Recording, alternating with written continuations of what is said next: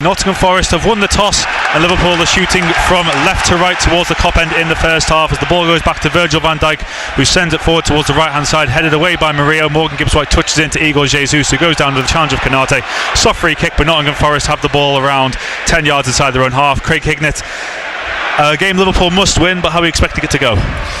Well, I think Liverpool will be in charge, won't they? They'll have all the ball. Forest will just get in their shape. I think they'll be trying to play on the counter-attack. You could see from that kick-off, as soon as the ball went back to Virgil van Dijk, the whole of the Forest team went back to defend. Didn't even bother putting pressure on him. Interestingly enough, it is Dominic Szoboszlai who started at right back as well, Chris. It is, and that is a very interesting development. We'll see how the game goes on. Ball down the right hand side by Savona, but it's come in field to Ibrahima Konate, short to Gravenberg, who's just dropped in behind Konate to collect the ball. And now Van Dijk, they're very much in a 4-4-2, aren't they? They are. Well, that's how they came to Anfield last year with their 1-0 win, then under Nuno Espirito Santo, now under the former Everton boss Sean Dyche. Just below us to our left hand side in front of the main stand, Salah wins the throw in for Liverpool off Nico Williams, his former teammate, and Liverpool have the ball around 30 yards out from the Nottingham Forest goal on their right hand side rather. Throw back now to Curtis Jones, but again Curtis Jones is now folding it right back, so I wonder if there will be a fair bit of interchanging between him and Szoboszlai as this game goes on. Jones with the left foot, ball back to Alisson Becker in I think they've started like that area and then switched, haven't they? They have done.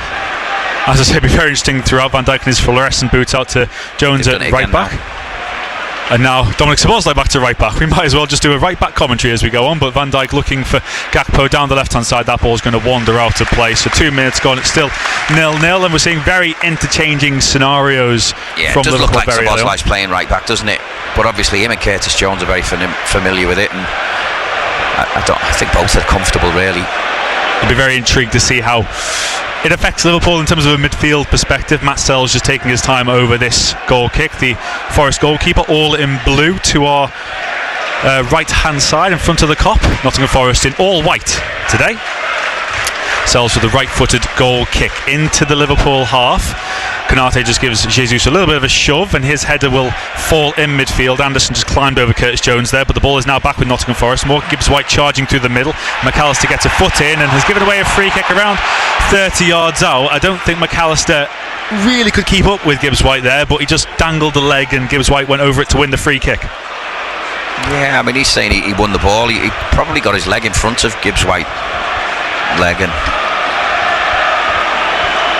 the referee's decided, he's put it miles back, the referee. I was going to say, Nottingham Forest had moved the ball very much into a shooting scenario. I think it was a shooting scenario, Chris. I think he was sort of 25 yards, 30 yards maybe, but he's moved it right the way back. It's 35 plus.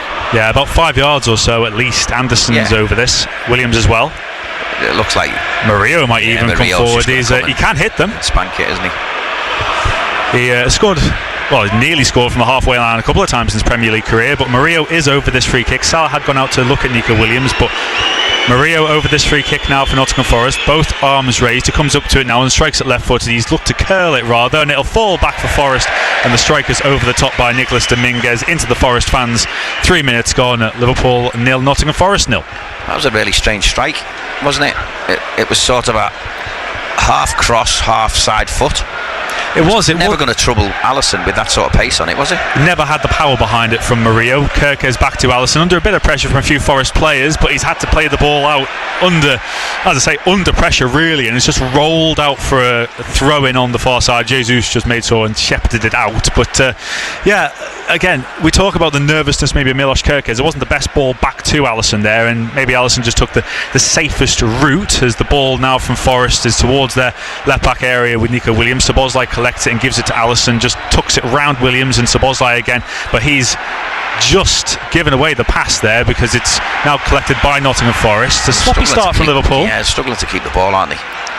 Back to Milenkovic on halfway and Murillo infield to Anderson. And now Williams. Good challenge by Jones, and it'll fall back to Liverpool here with Szoboszlai. Pokes it into Salah, and Murillo's just made sure to smuggle the ball out of play to make sure Liverpool couldn't get forward past the halfway line. It will be a throw into the Reds just short of the halfway line inside their own half, which Jones will leave to Szoboszlai to take. Don't know whether you saw, Craig, this week. Szoboszlai's had a statue of himself unveiled at Madame Tussauds in Budapest. Is that right? Yes, of his in a Hungary shirt as opposed to a Liverpool shirt, it's got to be said, but he had a lot of heartbreak, of course, in the international break with the Hungary did Szoboszlai. Salah now on the right hand side taking on Williams and looking to get past his former teammate. Williams gets back and gets the challenge in, and he shepherded the ball out, Nico Williams, but he thought Salah had got the final touch, and it ended up being a corner for Liverpool. Yeah, he's made the wrong choice there, hasn't he? Because I'm sure he could have caught that ball. Salah will take the corner on his right hand side. You don't see Mo Salah taking many corner kicks, but it will be Salah to take this corner for Liverpool in front of the Kop. 5 minutes gone at Anfield, early stages of the game. The penalty area is loaded with the likes of Konate, Isak, Gakpo and Van Dijk as well. Salah with the left-footed in-swinging cross. It's come towards the far post, headed away by Jesus. Now Kerkez back to Gakpo onto his right foot and sends him across towards Konate, and it was just beyond him, and Williams made sure to shepherd the ball behind for a goal kick on this occasion. Lovely cross from Gakpo. Konate just couldn't muscle his way past the defenders to get a header on it. Yeah, we've seen that so many times where Cody Gakpo just cuts it back onto his right foot and feeds one into that far post. This time it was sort of middle of the goal. Konate was only a couple of inches away from it. Mo Salah was too far away. Better from Liverpool though. Yes, indeed. 6 minutes gone at Anfield. If you're just joining us on BBC Radio Merseyside, 95.8 FM, DAB and Freeview Channel 714, and also BBC Sounds, of course. You can have us on the go, whatever you're up to today, just via the BBC Sounds app. Liverpool have a throw in around 30 yards out from their own goal. Dominic Szoboszlai come over to take it. The bright yellow Premier League winter ball is in full force now. Throw in forward to Isak, but he can't collect it. But Dominguez loses out, and Liverpool come forward now with McAllister. Lovely swept ball over to Gakpo on the left hand side. He's joined by Kerkez, but cuts inside too, and the Forest defenders get back to win it off Gakpo, but the ball's fallen back to the Dutchman. Combines with Kerkez down the left hand side. McAllister was very cautious of passing it straight back because Jesus had cut off the pass, but it's now back with Van Dijk and Konate on the halfway line for Liverpool. Moving over to the right hand side for Jones. Szoboszlai back to Konate. Liverpool now going back to the left hand side. Van Dijk with one touch to control and one to pass out to Gakpo. Gakpo combining with Kerkez, getting in towards the penalty area. Kerkez looks to send it in towards Isak, just wouldn't come through to him, and the ball's come back to Gravenberch, just muscles off Gibbs White, and Gravenberch coming forward now with the ball for Liverpool. To his left for McAllister. Kerkez, Gakpo again down the left hand side. Gakpo taking on Savona, getting to the byline, cutting inside. Gakpo inside the penalty area, still with Gakpo. It could fall now to McAllister. Great block. Szoboszlai, can he take it down? He could, but he just couldn't get a shot away. Gakpo now. I think that was Anderson, wasn't it, on the line? Kerkez couldn't get in. McAllister, good block again by Nottingham Forest, and headed behind by Dominguez. Really good pressure from Liverpool. They've got a corner at the end of it. Well, it was brilliant play, wasn't it? Cody Gakpo, I thought it could have went down. There was a trailing leg that he sort of stumbled over, but when he got into the box, crossed it. Ricochet was kind, fell to McAllister, who was only 8 yards out, put his foot through it, and I think it's hit Anderson right in the head, hasn't it? Didn't have to move.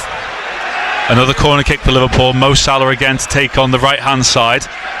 It will be a left-footed in-swinger. He raises his right arm, and in the delivery goes now. Konate is there, headed away by Maria. It'll come out to Curtis Jones, just nods it gently back to Gravenberch, and he takes it under control, gives it back to Jones on the right-hand side.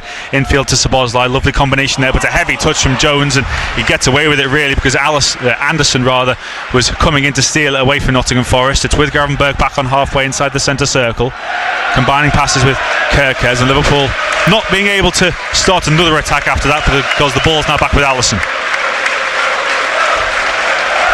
In the National League North, Chester have taken an early lead at home to Leamington. 1-0 there at the Diva Stadium. Motley Henry with the goal there, Dylan Motley Henry. Salah now, right hand side. The ball came in towards Curtis Jones. He's just backheeled now to Szoboszlai. Salah's there as well if Szoboszlai wants to use him, but McAllister sweeps it out to Kerkez on the left.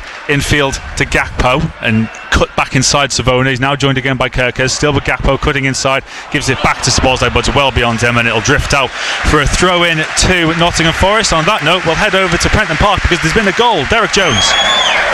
Tranmere lead by a goal to nil. It was a cross from Brough from this wide right-hand side. It dropped on the edge of the penalty area. It was played in towards Charlie Whittaker. Calm finish by him beyond goalkeeper McGilvray. And against the side third in the table, Tranmere with an early goal here. It's Tranmere 1, MK Dons 0. Thank you, Derek.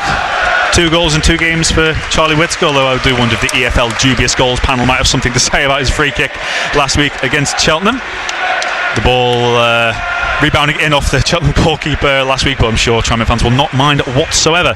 Alisson Becker with the ball now inside his own penalty area. 10 minutes gone at Anfield. Liverpool 0, Nottingham Forest 0.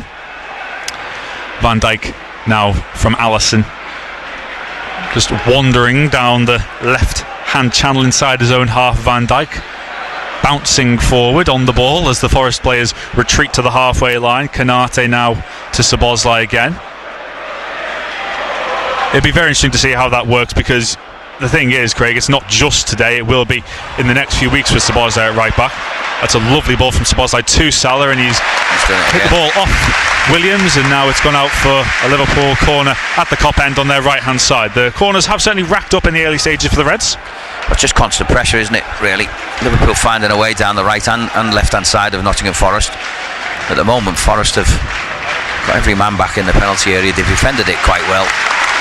The first few corners in this game for the Reds have been taken by Salah, left-footed in-swingers, but this won't be a right-footed out-swinger by Szoboszlai, who's come over to this right-hand side. Again, the usual targets are in there. Isak, Van Dijk, Gakpo, McAllister looking to make a nuisance of himself inside the 6-yard box as well.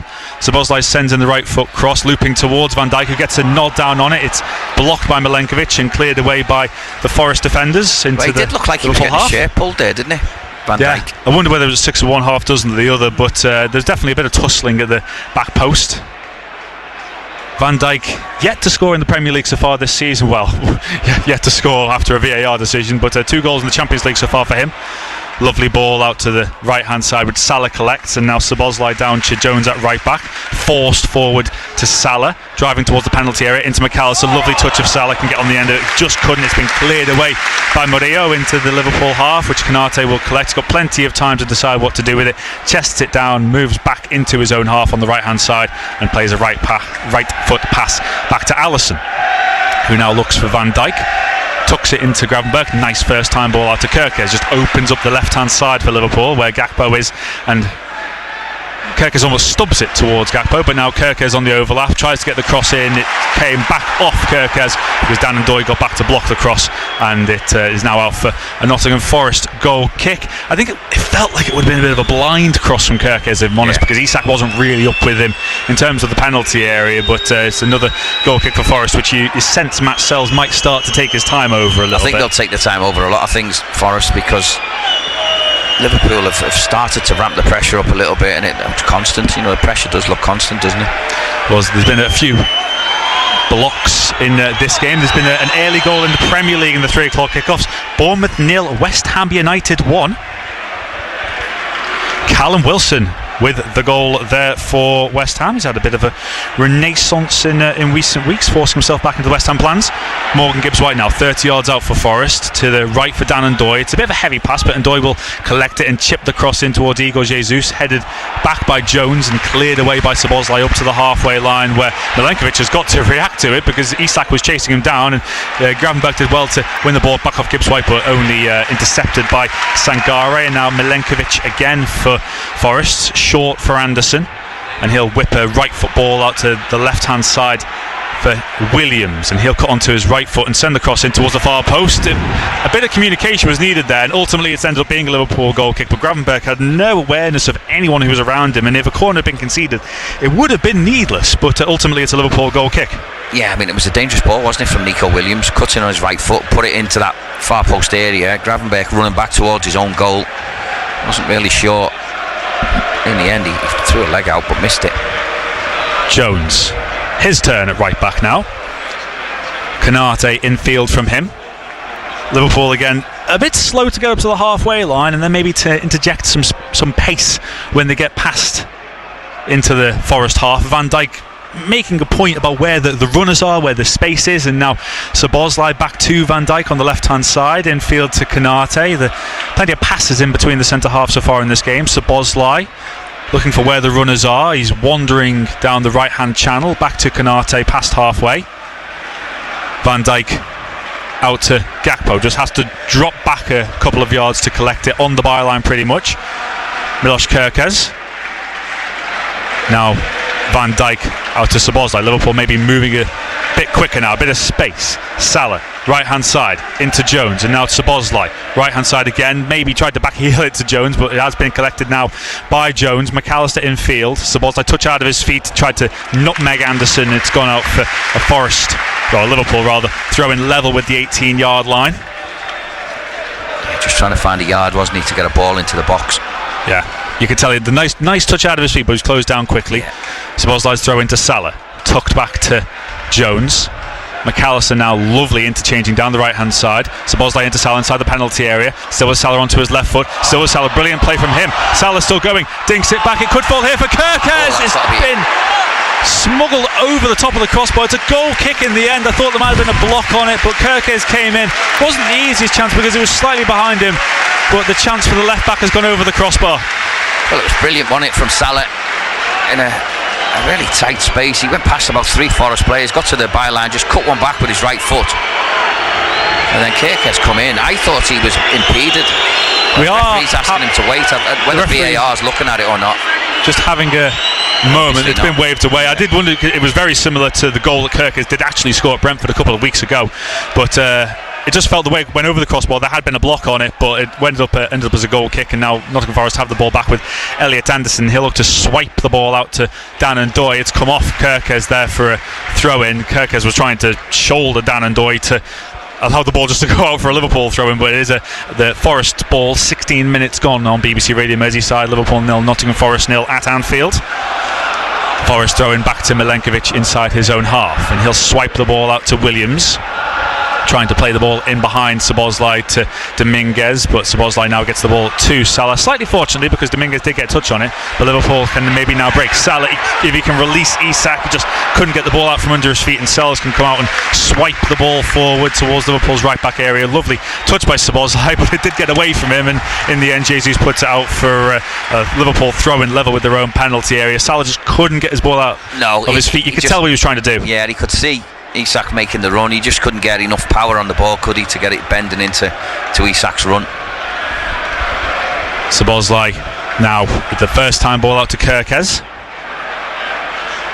down the line to Gakpo, and he touches it back to Kerkez because he couldn't have done a lot with it, but that's a adventurous ball by Kerkez given away to Sangare, and now Savona his pass is intercepted by Gakpo, but it fell nicely to Anderson. Sells with touch out of his feet. He's got to get rid of it very quickly because Jones was closing him down. That's really good work ethic from Curtis Jones to close down Sells there, and Liverpool have a throw in. Yeah, it was really good from Curtis Jones. Spotted it was going early, went, set off, and put quite a lot of pressure on Sells. He couldn't do anything except kick it out of play. But it's been good from Liverpool after the opening 2 or 3 minutes. It has. Few chances for the Reds, notably for McAllister and for Kerkez, but just nothing's fallen their way at the moment in terms of making Matt Sells make a save. He has made 37 saves in the Premier League so far this season. That's the third most behind Dubravka and Roofs. So he's been a busy boy, has the Belgian. Van Dijk. You get the feeling, don't you, even though we've only had almost 19 minutes played, he's going to be very busy this afternoon. At least one save at some point, you would imagine. Salah cutting in from the right hand side on his left foot, gets it over to Gravenberch towards the left hand channel. McAllister decided against the first time ball to Kerkez because Ndoye was closing in on the Hungarian, so now it comes over to Konate right hand side. Szoboszlai back to Jones. Liverpool being forced back by Forest here, so the pass just wanders into the Liverpool half for Konate to collect. Chester have doubled their lead in the early stages against Leamington at the Diva Stadium. Pat Jones with the goal there. Salah poked in towards Isak, and now Salah can get a second chance to cross it in. It was just beyond Gakpo, and now Szoboszlai taking on Anderson, back heel to Salah. Salah tried to take on Anderson himself. He didn't need to try and beat Anderson again because there was a crossing opportunity. Elliot Anderson still with the ball here, and he's done really well actually, the England international, to get it back to Williams, who can clear it up towards halfway, but Van Dijk's headed pass will now be towards Szoboszlai. It won't be kept in by Szoboszlai. It'll go out for a throw-in, but again a half chance for Liverpool. Gakpo maybe just a bit slow to react at the far post. Yeah, I mean, they've managed to get down the sides of Nottingham Forest really easy and got plenty of balls across, haven't they? As of yet, I think there's only Kerkez who's managed to get on one. McAllister, who had the one block from Elliott. Then half chances so far. Yeah.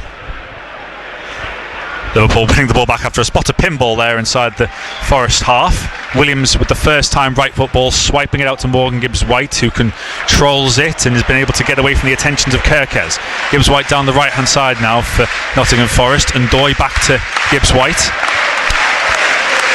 and Doy ahead of him, and it goes back to Gibbs-White, who controls it. And as we enter the 20th minute, of course, Liverpool's tribute to Diogo Jota. Cross goes in, headed away by Van Dijk, and McAllister back to Gravenberch, who can't control it, and it's fallen now to Sangare inside the penalty area. He's gone down, no doing, says Andrew Madley, the referee, and it'd be cleared away by Kerkez, only to Savona, and it's coming field now to Gakpo, and the early ball can't find itself intercepted by Nico Williams. Nottingham Forest win the ball back. It is worth mentioning Diogo Jota had a lot of good moments against Nottingham Forest, Craig. A couple of goals here at Anfield in a 3-2 win back in 2023. Scored against them as well at the Cop End in a 3-0 win the season after, and of course scored at City Ground a couple of times in the FA Cup. And who can forget last year's first touch after coming on as a substitute, the turn in Kostas Tsimikas' cross. But I know we mentioned it during the build-up, as there's a break in play because Sangare is down inside the Liverpool penalty area here. But I know we mentioned it during the build-up, and it is of course very difficult to move on from such a tragic loss, but he will forever be such an iconic figure at Liverpool. Yeah, he will, and the fans will want to remember him forever. You know, it's only right after the times he had here and some of the great goals he scored for the football club. You know, he deserves that, doesn't he? While Sangare is receiving treatment, we'll go to Tranmere Rovers as MK Dons get an update from Derek Jones. 22 minutes gone here. Tranmere still leading courtesy of that Charlie Whittaker goal on 9 minutes. As Chris was saying, the goal last week was put down as a day-own goal, a keeper-own goal when he scored, but he's got his 5th goal of the season now, and Tranmere almost had one straight after as well, because Amari Patrick driving forward, curling shot by him, this time keeper McGilvery able to keep that one out. MK Dons very, very dangerous on the break when Tranmere lose possession in midfield, but they still lead here by 1-0. Thank you very much, Derek. Another goal's gone in the National League North. It's Southport 0, Kidderminster 1. An own goal there has given the visitors the lead. Sangare's wandering off, but play can't start until he gets off. So it's weird, isn't it? Why hasn't he walked behind the goal and then round? I think that's the most forgotten rule in world football, I'll be honest, Greg, in terms of nearest point of exit. Yes, absolutely. The ball's still... We're not underway here because Sangare's still got another 10-15 yards to go until he's off the pitch. So you're missing absolutely nothing as we tick up to 23 minutes at Anfield. He is now off the pitch, Sangare, and he'll have to stay there for another 30 seconds or so while Milenkovic takes this drop ball infield to Anderson. Milenkovic again, and the Serbian international send the ball forward, headed back by Kerkez, and McAllister's flick can't find Jones. Gravenberch challenges with Dominguez, and it'll come back to Murillo, and he sends a left foot pass back to Matt Sells. He's been closed down by Jones again, but he'll send the ball forward towards Ndoye. Got a bit of a battle there between Ndoye and Kerkez in the early stages. I'm not sure there's actually a winner at the moment in that exchange, as Sangare does come back onto the pitch, roundly booed, because why not? You do get the feeling though, every time Sells kicks it, it's up towards Kerkez, don't you? Yeah, you do. And I think it's been the full-back areas as a whole. We know we focused on right-back at the start, but that's maybe a problem position because of injuries. Left-back has also been an issue. The left wing, maybe not so much. Gakpo now, down the left-hand side, sending a low left foot cross in. Murillo intercepts. Gakpo now inside the penalty area, and it's deflected over the top of the crossbar. Isak was maybe wanting the cut back, but Gakpo perfectly entitled to go on his own. Left foot strike blocked out for a corner. Yeah, he definitely wanted the cut back, didn't he? Once the ball had fell to Isak, to Gakpo, he had to swivel and hit it. It was almost a blind shot, whereas Isak was running, facing him. He said, "Why didn't you just play it to me and I could finish it?" So it's a corner for Liverpool on their left-hand side. It'd be An in-swinger again. I think it's Liverpool's third corner taker of the afternoon. Salah first, Szoboszlai second. Now Alexis McAllister over on the far side in front of the Kop end to take a corner kick. Raises his left arm, low ball in, and it's come back to Curtis Jones outside the penalty area. Left foot strike over the top of the crossbar. You can see exactly what Liverpool were trying to do because they scored from that exact routine against Manchester City last season at the Etihad. It was just beyond Salah, who I'm sure was the intended target. Came back to Jones, left foot strike well over the crossbar. Yeah, it was clever, wasn't it? Really clever one. Szoboszlai made the run, got rolled low to him, and he just turns it round the corner for the man on the edge. This time it's Curtis Jones. You would prefer someone like a Salah there, wouldn't you? You would, and I'm sure, as I say, he was the intended target, but it just didn't fall for Salah on that occasion. Van Dijk's header comes to Sangare, and the ball in behind now for Jesus. The flag stays down. Jesus on the right hand side sends a cross in. It's not reached Gibbs White. Gravenberch intercepts, and now McAllister. Lovely ball out to Salah, who takes under control, but Murillo gets in there first. Could it fall to Gakpo? Maybe. Murillo and him in a challenge, but Murillo's come away with it. Murillo, the centre half for Forest. Left foot strike. It's a good save from Alisson, around 25 yards. So Murillo entitled to have a go. Alisson got down to his left hand side and smothered. Yeah, I mean, it was a tussle, wasn't it, in the middle of the park between Gakpo and Murillo. And when it fell to him, it was a decent strike, wasn't it, along the floor. I don't think he caught it as well as he wanted to, but still needed saving. Alisson was down smartly to his left. Murillo just too strong for Gakpo in that scenario. 25 minutes gone, Liverpool 0, Nottingham Forest 0. If you're just joining us on BBC Radio Merseyside, 95.8 FM, DAB, Freeview 714 and BBC Sounds today as well. Szoboszlai, right football out to the right for Salah. Jones is offside, it looks like, ahead of him, but the flag does stay down. Jones collects. Challenge from Williams, but still with Jones with the ball. Szoboszlai, Salah now. Right foot pass infield to Szoboszlai, and he looked for Gakpo maybe on the far side. Isak will collect it, and Gravenberch will do so now. Out to Gakpo, left hand side. Kerkez ran infield. Gravenberch just outside the penalty area. Infield to Isak. The intention was to try and flick it to Gakpo, but Milenkovic will clear it away up to the halfway line, where Van Dijk will recover the ball and give it to Gravenberch. Jinking infield. He's been told by his dad to shoot more, Ryan Gravenberch, which is why maybe he's got 3 Premier League goals so far this season. Konate, who doesn't have a Premier League goal so far this season. Van Dijk. Gravenberch again, the two exchanging passes, the two Dutchmen on the left hand side for Liverpool in front of the Sekeni Dalglish stand. Konate inside the centre circle. We're back at Prenton Park very shortly for another update with Derek Jones. Van Dijk down the left for Liverpool. Kerkez was making the run infield, but Van Dijk chose not to play it to him. Gravenberch out to Jones on the right hand side now, and Salah hugging the touchline again against Williams. Salah poked into Jones, chance to drive into the penalty area, but instead he decided to play it to Salah, and Liverpool have won the ball back there. I think Konate's very distraught. I say distraught, very frustrated that the free kick's been given. We'll get over to Prenton Park very quickly. Derek Jones, Tranmere, MK Dons. Tranmere have doubled their lead, and it's that man Charlie Whittaker again. This time a curling ball from midfield. The MK Dons defence thought it might have been offside. They stopped. Keeper McGilvray came out, then hesitated. He stopped. Whittaker didn't. Lobbed it over his head into the empty net. He's got 2. Tranmere got 2. It's Tranmere 2, MK Dons 0.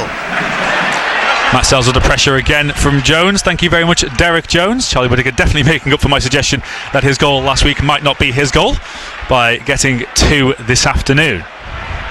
Isak wandered over to the left hand side now. So Gakpo's come infield. McAllister now down that left hand channel for Liverpool. It does seem to be Liverpool's favoured form of attack in terms of at least getting up to an attacking position, but then coming back over to the right hand side. Van Dijk just having a bit of a standoff with Gibbs White there, really, on the halfway line. Konate, Szoboszlai. Just need to move the ball quicker, Liverpool. You know, the time it goes from Konate to Van Dijk, it's easy for Forest to adjust. Konate now out to Salah against Williams again. Williams challenges the ball out for a throw-in because Salah was getting back at his former teammate, and it's a good challenge by Williams, who, you got to say, Craig, I know obviously it was so difficult for him to force himself in at Liverpool because Alexander Arnold was the main man in the right back area, but he chose to leave Liverpool, and he's making a good career for himself at Forest. Yeah, certainly is. He's a regular player now in the Premier League, plays for his country as well. And what a big player he'll be for Wales in terms of their World Cup qualifying playoff campaign when it comes to March. Bosnia in Cardiff, and then potentially Italy or Northern Ireland also in Cardiff. Gakpo into the penalty area now. Gakpo will shoot. It's blocked again by the Forest defence. Gibbs White is there first with the ball ahead of Gravenberch. Van Dijk intercepts and comes forward now. Van Dijk bobbled the ball out to Gakpo on the left hand side. Van Dijk will stay forward for this as well. Gakpo into Isak, he will collect it now. Isak just outside the penalty area. Szoboszlai onto his left foot. Szoboszlai shoots, it's deflected over the top of the crossbar. Forest are getting the blocks in. That one nearly crept in from Szoboszlai, and it's another corner for Liverpool. Well, they've got so many blocks, haven't they? Important blocks as well. Brilliant play from Cody Gakpo initially, and then Szoboszlai's hit one with his left foot. He was heading in that as well. It was on target. It could have went anywhere actually after the ricochet. Come off Murillo, went up and over. Corner for Liverpool. Cody Gakpo this time to take it from the left hand side with an in-swinging right footer in towards Van Dijk. It's headed up over the top of the crossbar by Mario. It'll be another corner for Liverpool. Just quickly, a goal in the Premier League. Brighton 0, Brentford 1. Thiago with the penalty. He's in great form at the moment. Igor Thiago for Brentford. Now Gakpo again over on Liverpool's left hand side.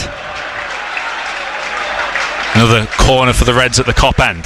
Gakpo raises his left arm, sends in the right foot, cross in towards Konate and Van Dijk, headed away by Jesus at the near post this time. Gakpo past Anderson. Gakpo dinks it in towards Van Dijk. It's headed away, clear by Gibbs White.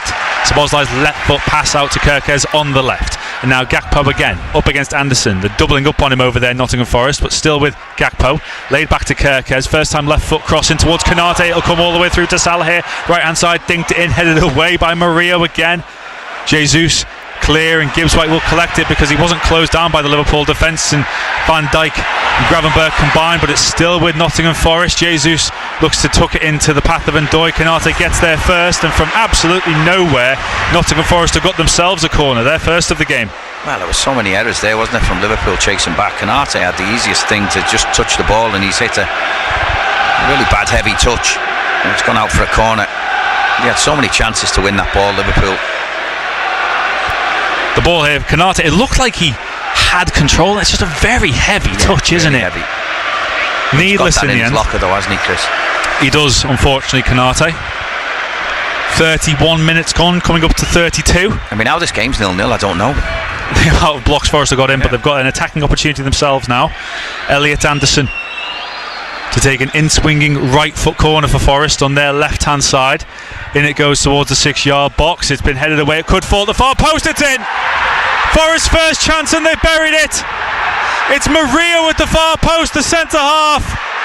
The corner fell to him. He took a touch with his left foot, and he drills it into the bottom. Right-hand corner past Alisson. No chance for him. Liverpool behind again at Anfield against Nottingham Forest. Liverpool 0, Nottingham Forest 1. He's asking to have a look at VAR because it feels like there's a player in his way. It does appear that there is some sort of check going on. The referee is speaking to Van Dijk. Van Dijk has the ball in his hands. We're just seeing, so the corner comes in from Anderson into the 6-yard box. It's been flicked on. It's whether Dan Ndoye is offside in front of Alisson. It would be his left foot, if anything. Dan Ndoye is in front of Alisson. There is no debate about that. It's just whether it's the same as Liverpool had. I'm thinking whether Alexander Isak's foot is potentially keeping Alisson, or is potentially keeping Ndoye onside here. It's a brilliant finish by Murillo. You can't deny him that. It's a crisp, clinical finish from the centre half.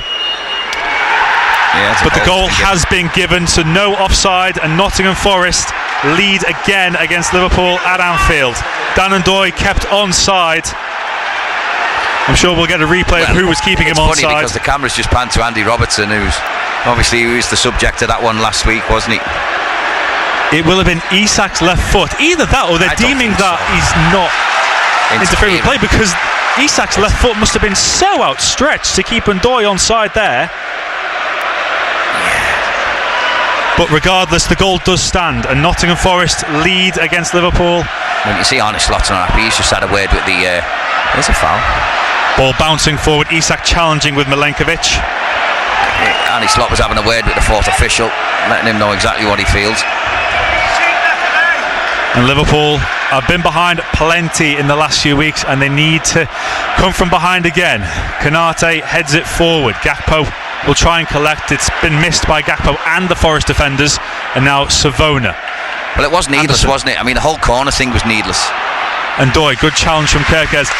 I don't want to say it was inevitable, but when that was given and we said about how needless it was, it felt like Forest were going to get a chance. Yeah.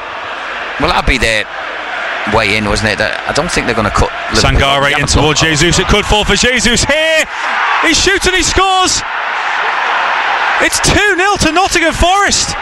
Controversy because Liverpool are claiming handball, and I think handball has now been given against Igor Jesus. The challenge was from Jesus on the edge of the penalty area. It was a low cross in. Jesus got a flick on it. It must have come up and hit his hand. The referee has decided on the field that it was handball. So Liverpool have been given a reprieve. Well, they're lucky because it was another really poor challenge in the box. Konate again. We need to see a replay here of whether this has hit Jesus' hand. It's not a very good angle. Liverpool could be in trouble here because there's the angle that we've just seen behind the goal.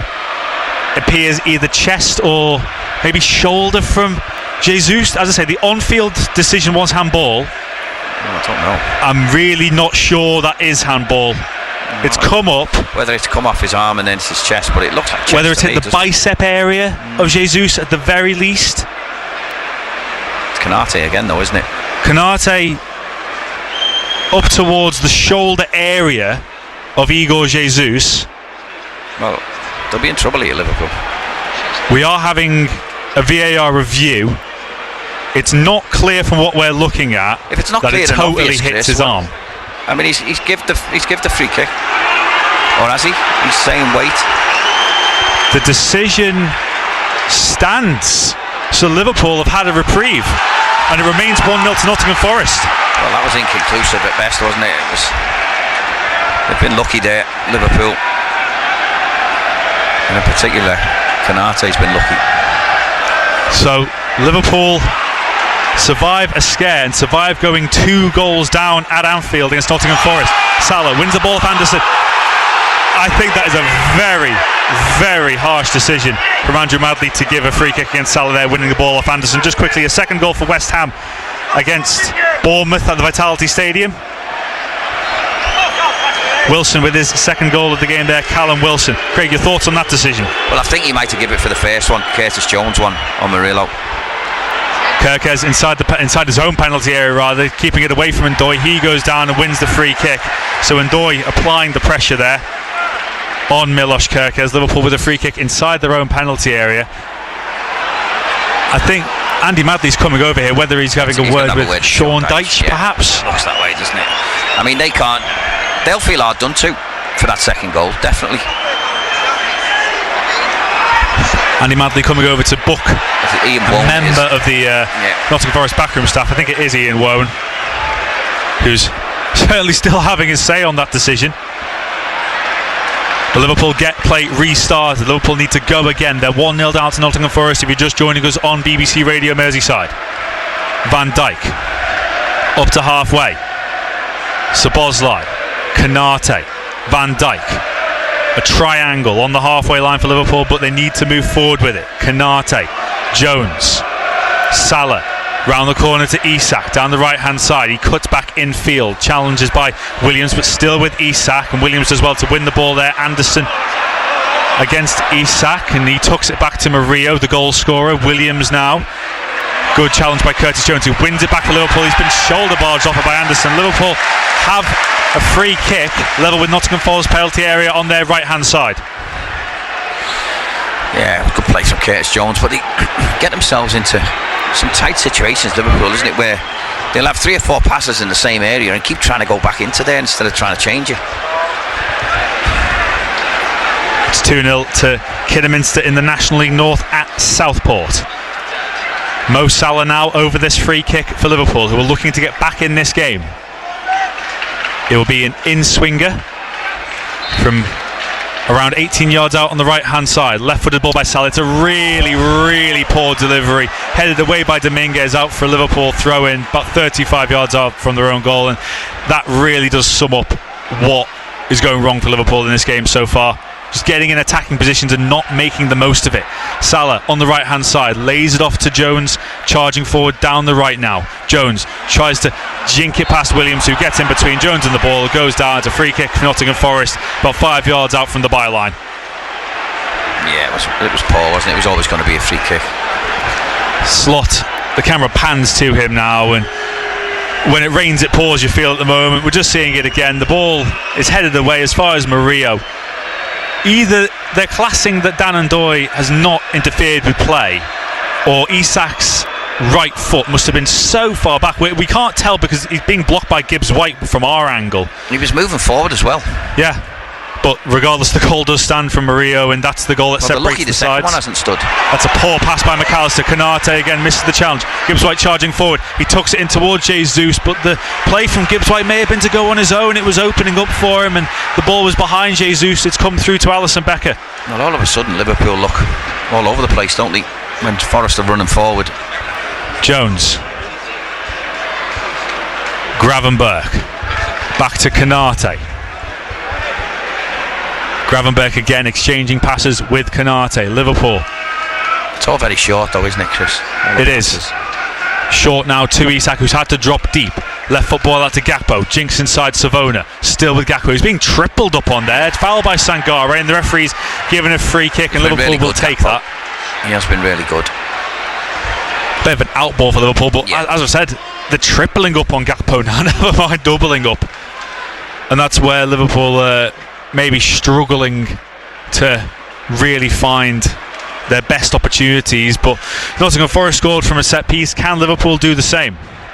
Szoboszlai has gone over to take this, so it would be an in-swinging right footer from Liverpool's left hand side, around 25 yards out, 30 yards out on Liverpool's left hand side. The referee blows his whistle. Szoboszlai delivers it with his right foot in towards McAllister's header, plucked out of the air by Sells, and to be honest, that's the best chance Liverpool have had so far. McAllister, who scored the winner against Real Madrid with his head, dives at it. It's claimed by Sells around 2 yards out from his own goal. Yeah, I mean, he just drifts in, doesn't he, McAllister? He does that a lot. He's really good in the air. Doesn't get the purchase on it, really, and it's a save you'd expect Sells to make in the end. Yeah, he's just trying to head it on, wasn't it? As play's just been delayed by Forest, and I think you can't blame them for taking every opportunity to do so now going forward. Milenkovic, ball in towards Jesus, who touches it to the left, and Williams. Nottingham Forest is just finding spaces where they weren't before. Anderson in midfield, away from Salah. Sangare zipped the ball out to Dominguez, and now Anderson forward into Jesus, but he's offside. Konate's got to flick it forward and aimlessly to Anderson, given away by Liverpool again. Anderson out to the right hand side, where Dan Ndoye will come back and collect it gracefully on the byline, pretty much with the outside of his right foot. Savona, Milenkovic rolls it back to Sells inside the D of his own penalty area, and he'll send the ball looking for Dominguez, and again the space has opened up for Forest here. Konate's come over and Dominguez is past Konate. Szoboszlai's got to come back and slide tackle the ball out for a throw-in. Konate's all over the place at the minute, Chris. He's making bad decisions all over the pitch. It's really unsettling for Liverpool, and Slot was asked about centre-halves in the week, saying that there are bigger positions that are issues for Liverpool at the moment, but centre-half is undeniably a concern for Liverpool, with only Joe Gomez really, you would imagine, being trusted to fill in that kind of scenario, and it looks like it could be another long throw-in here for Nottingham Forest, but Williams is going to go short, and he'll collect it again after the ball was tucked back to him. Williams onto his right foot, he'll send the ball in towards the far post. It's a heavy cross, it's been headed back by Ndoye, and Van Dijk has to make sure that Jesus doesn't get the opportunity. Around 8 yards out, cleared away by Van Dijk. Liverpool are at 6s and 7s here, Craig. Yeah, they are. Every time a ball goes into the box, they look all over the place, particularly Konate. Coming up to 45 minutes, just Liverpool, again, no real major opportunity, and I think that's been the big frustration because there's been that many blocks from Nottingham Forest, certainly in the first half hour, but Nottingham Forest, one big opportunity was taken by Murillo, and Liverpool, of course, survived a scare with the Igor Jesus goal getting ruled out. Konate, Jones, dinking a right foot ball over to the right hand side for Salah to control well, and he's bullied his way past Williams. Salah now into the penalty area for Liverpool, looking to go near post. In fact, I think the cross was in towards Isak, but it ended up being a shot which Sells parries behind for a corner. Yeah, I mean, he's gone with the outside of his foot, hasn't he, trying to find Isak. Once he got past Nico Williams, drove to the byline again. It's that final little pass, isn't it? A little bit of quality needed, trying to find Isak, who made a run to the near post. Actually made a run too far outside the near post, I would say, and just didn't get it right. Ended up being a shot on target. It was easy for Sells, the near post. Corner for Liverpool as we approach 45 minutes. Szoboszlai's right footed out swing at Konate's in there. It's just beyond him, headed away by Murillo again. Szoboszlai collects it with the outside of his right foot, and he'll try to send in the cross, blocked by Jesus, out for a Liverpool throw in around 35 yards out. We're going to see how much stoppage time is to be played now. 5 minutes of added time at the end of the first half. Liverpool trail, if you're just joining us on BBC Radio Merseyside. The goal by Murillo, the Nottingham Forest centre-half, after 33 minutes. Gravenberch, Van Dijk, Gakpo, left-hand side, wandering in, taking on Savona. Gakpo, tucking it into McAllister, lovely play. Gakpo inside the penalty area. Gakpo can't cut it back, it's been blocked by Milenkovic, and it's come back off Gakpo in the end to go out for a Nottingham Forest goal kick, and the frustration around Anfield grows. Well, how many times have Liverpool managed to get in behind Nottingham Forest towards the byline, inside the penalty area, and not find that killer pass? I mean, Nottingham Forest have defended it really well. Get plenty of bodies in that near post area, the middle of the goal area. Liverpool just haven't been able to find the space or the quality to pick anyone out. It's the big frustration because Liverpool have had moments, but they haven't had chances, and that's the big thing. If Liverpool don't get one before half time, that's the big thing Slot will be looking for in the second half. Van Dijk again with that classy diagonal looking for Salah. It's headed up in the air by Williams to Anderson, and the challenge, he gets away from Jones. Dominguez sweeps it forward. Konate wins the header. Sangare now wins the header against McAllister, and it's swept forward in the direction of Dan and Doy. Kirker's under pressure here, gets it back to Alisson inside his own 6-yard box. Van Dijk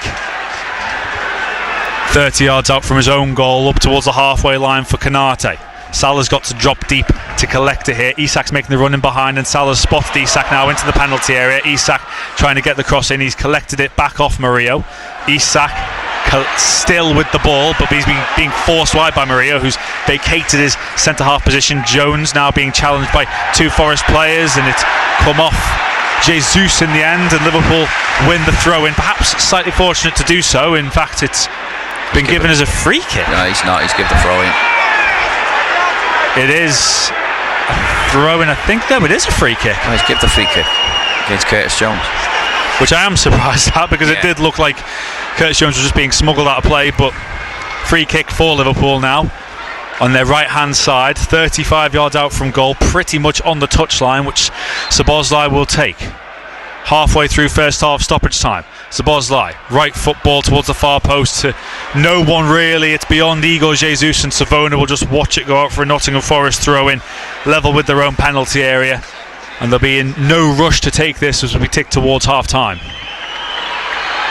Savona being urged to hurry up by the Liverpool fans. Savona throws it forward to Jesus. It's beyond him, and Doy will challenge with Kirkers. Kirkers will win it back and poke it back to Alisson, who comes out of his penalty area now. And now Van Dijk. It's with Gravenberch inside the Nottingham Forest half. Less than 2 minutes to go of first half stoppage time. Liverpool 0, Nottingham Forest 1. That's a poor ball by Konate, intercepted by Nico Williams. Liverpool are very fortunate to get it back there through Szoboszlai, because it was a really poor ball by Konate towards Salah. Just been really sloppy in moments, Liverpool, in this first 45 plus minutes. Szoboszlai again. Liverpool dynamically looking to move down the right. Salah's ball almost trying to go through Nico Williams there, and it's been intercepted. Salah, Van Dijk, Out to Gakpo. Again, trying to charge down the left. Infield to Kerkez. Gravenberg. Kerkez, Liverpool getting forced back again. Van Dijk just over the halfway line. Szoboszlai being challenged by Dominguez. Wanders forward through two Forest players and gives it away to Milenkovic. Sangare back to Milenkovic, and anywhere will do as far as he's concerned. Into the final minute of first half stoppage time now. Van Dijk calmly back to Alisson and Konate. Up towards halfway. Plenty going on to his right. Jones now at right back. Salah can't get past Williams, who's done really well against Salah, but then taking the ball straight out of play himself. Slot kicking the ball to Salah to get play back underway for Liverpool. Less than 30 seconds to go in the first half. Gravenberg. Liverpool going over to the left-hand side for Van Dijk. Gakpo now left-hand side up against Savona. Pokes it in towards Kerkez, but he'll go out for a Liverpool throw-in. Will there be enough time to take it before the referee blows his whistle? There will. Back to Gravenberg. Van Dijk. Kerkez. It's all slow from Liverpool, and the referee's blown his whistle for half-time. Real frustration around the stands here at Anfield, because at half-time it is Liverpool 0, Nottingham Forest 1. The goal by Murillo after 33 minutes. It was Nottingham Forest's first major attack of the game, first real opportunity. The corner came in, it was flicked away only as far as Murillo, who took a touch and finished it well, to be fair. Craig, I just want to get your opinion on this, because I'm getting a clarification from the Premier League Match Centre that say the referee's call of goal was checked and confirmed by VAR. It was deemed that Dan Ndoye was not in line of the vision of Alisson, and did not make an impact that impacted an opponent. It was exactly the same as Andy Robertson's last week. Exactly the same. So if Andy Robertson's has been checked by VAR and then disallowed, are they saying Andy Robertson had more of an impact than what happened there? Because it was exactly the same. Alisson was right, worse, really. right behind him. He was closer to the keeper, if anything. So the fact that they're saying he probably was offside, but he wasn't impacting on it, ridiculous. That is quite remarkable. We'd have said last week, it shouldn't have been disallowed, Andy Robertson's goal last week, because he was in no way did he interfere with anything, whereas that player actually has interfered a little bit. Very much so. I think right in line of Alisson Becker from what we've seen anyway. That aside, Craig, the frustration, you can tell from the stands, it's definitely grown. A very frustrating half for Liverpool.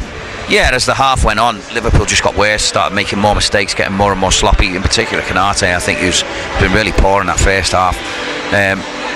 The goal for Forest was needless. He was in control of that. A really heavy touch, gave them a corner, and he scored from it. But apart from that, Liverpool have had control.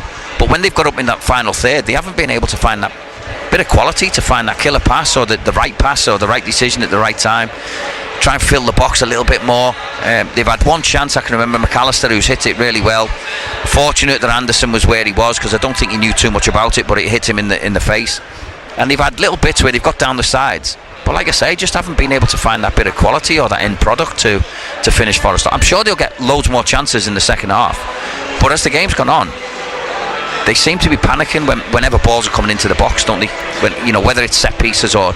So honestly, I'll be saying, listen, don't give any needless set pieces or fouls away and let them load the box, because they haven't been able to defend it well enough. No, the first half hour, I thought Liverpool were at least in control. I thought they were calm. But that one breakaway that led to the corner, that led to the goal, chaos. Absolute chaos in terms of the amount of times Liverpool could have retrieved the ball. Just quickly before we go to half-time, Craig, and we'll get some updates from all the local games this afternoon. Attacking-wise, we spoke about it before the game. It felt like a big decision, as much as a big decision would be including a £125 million striker in the starting 11.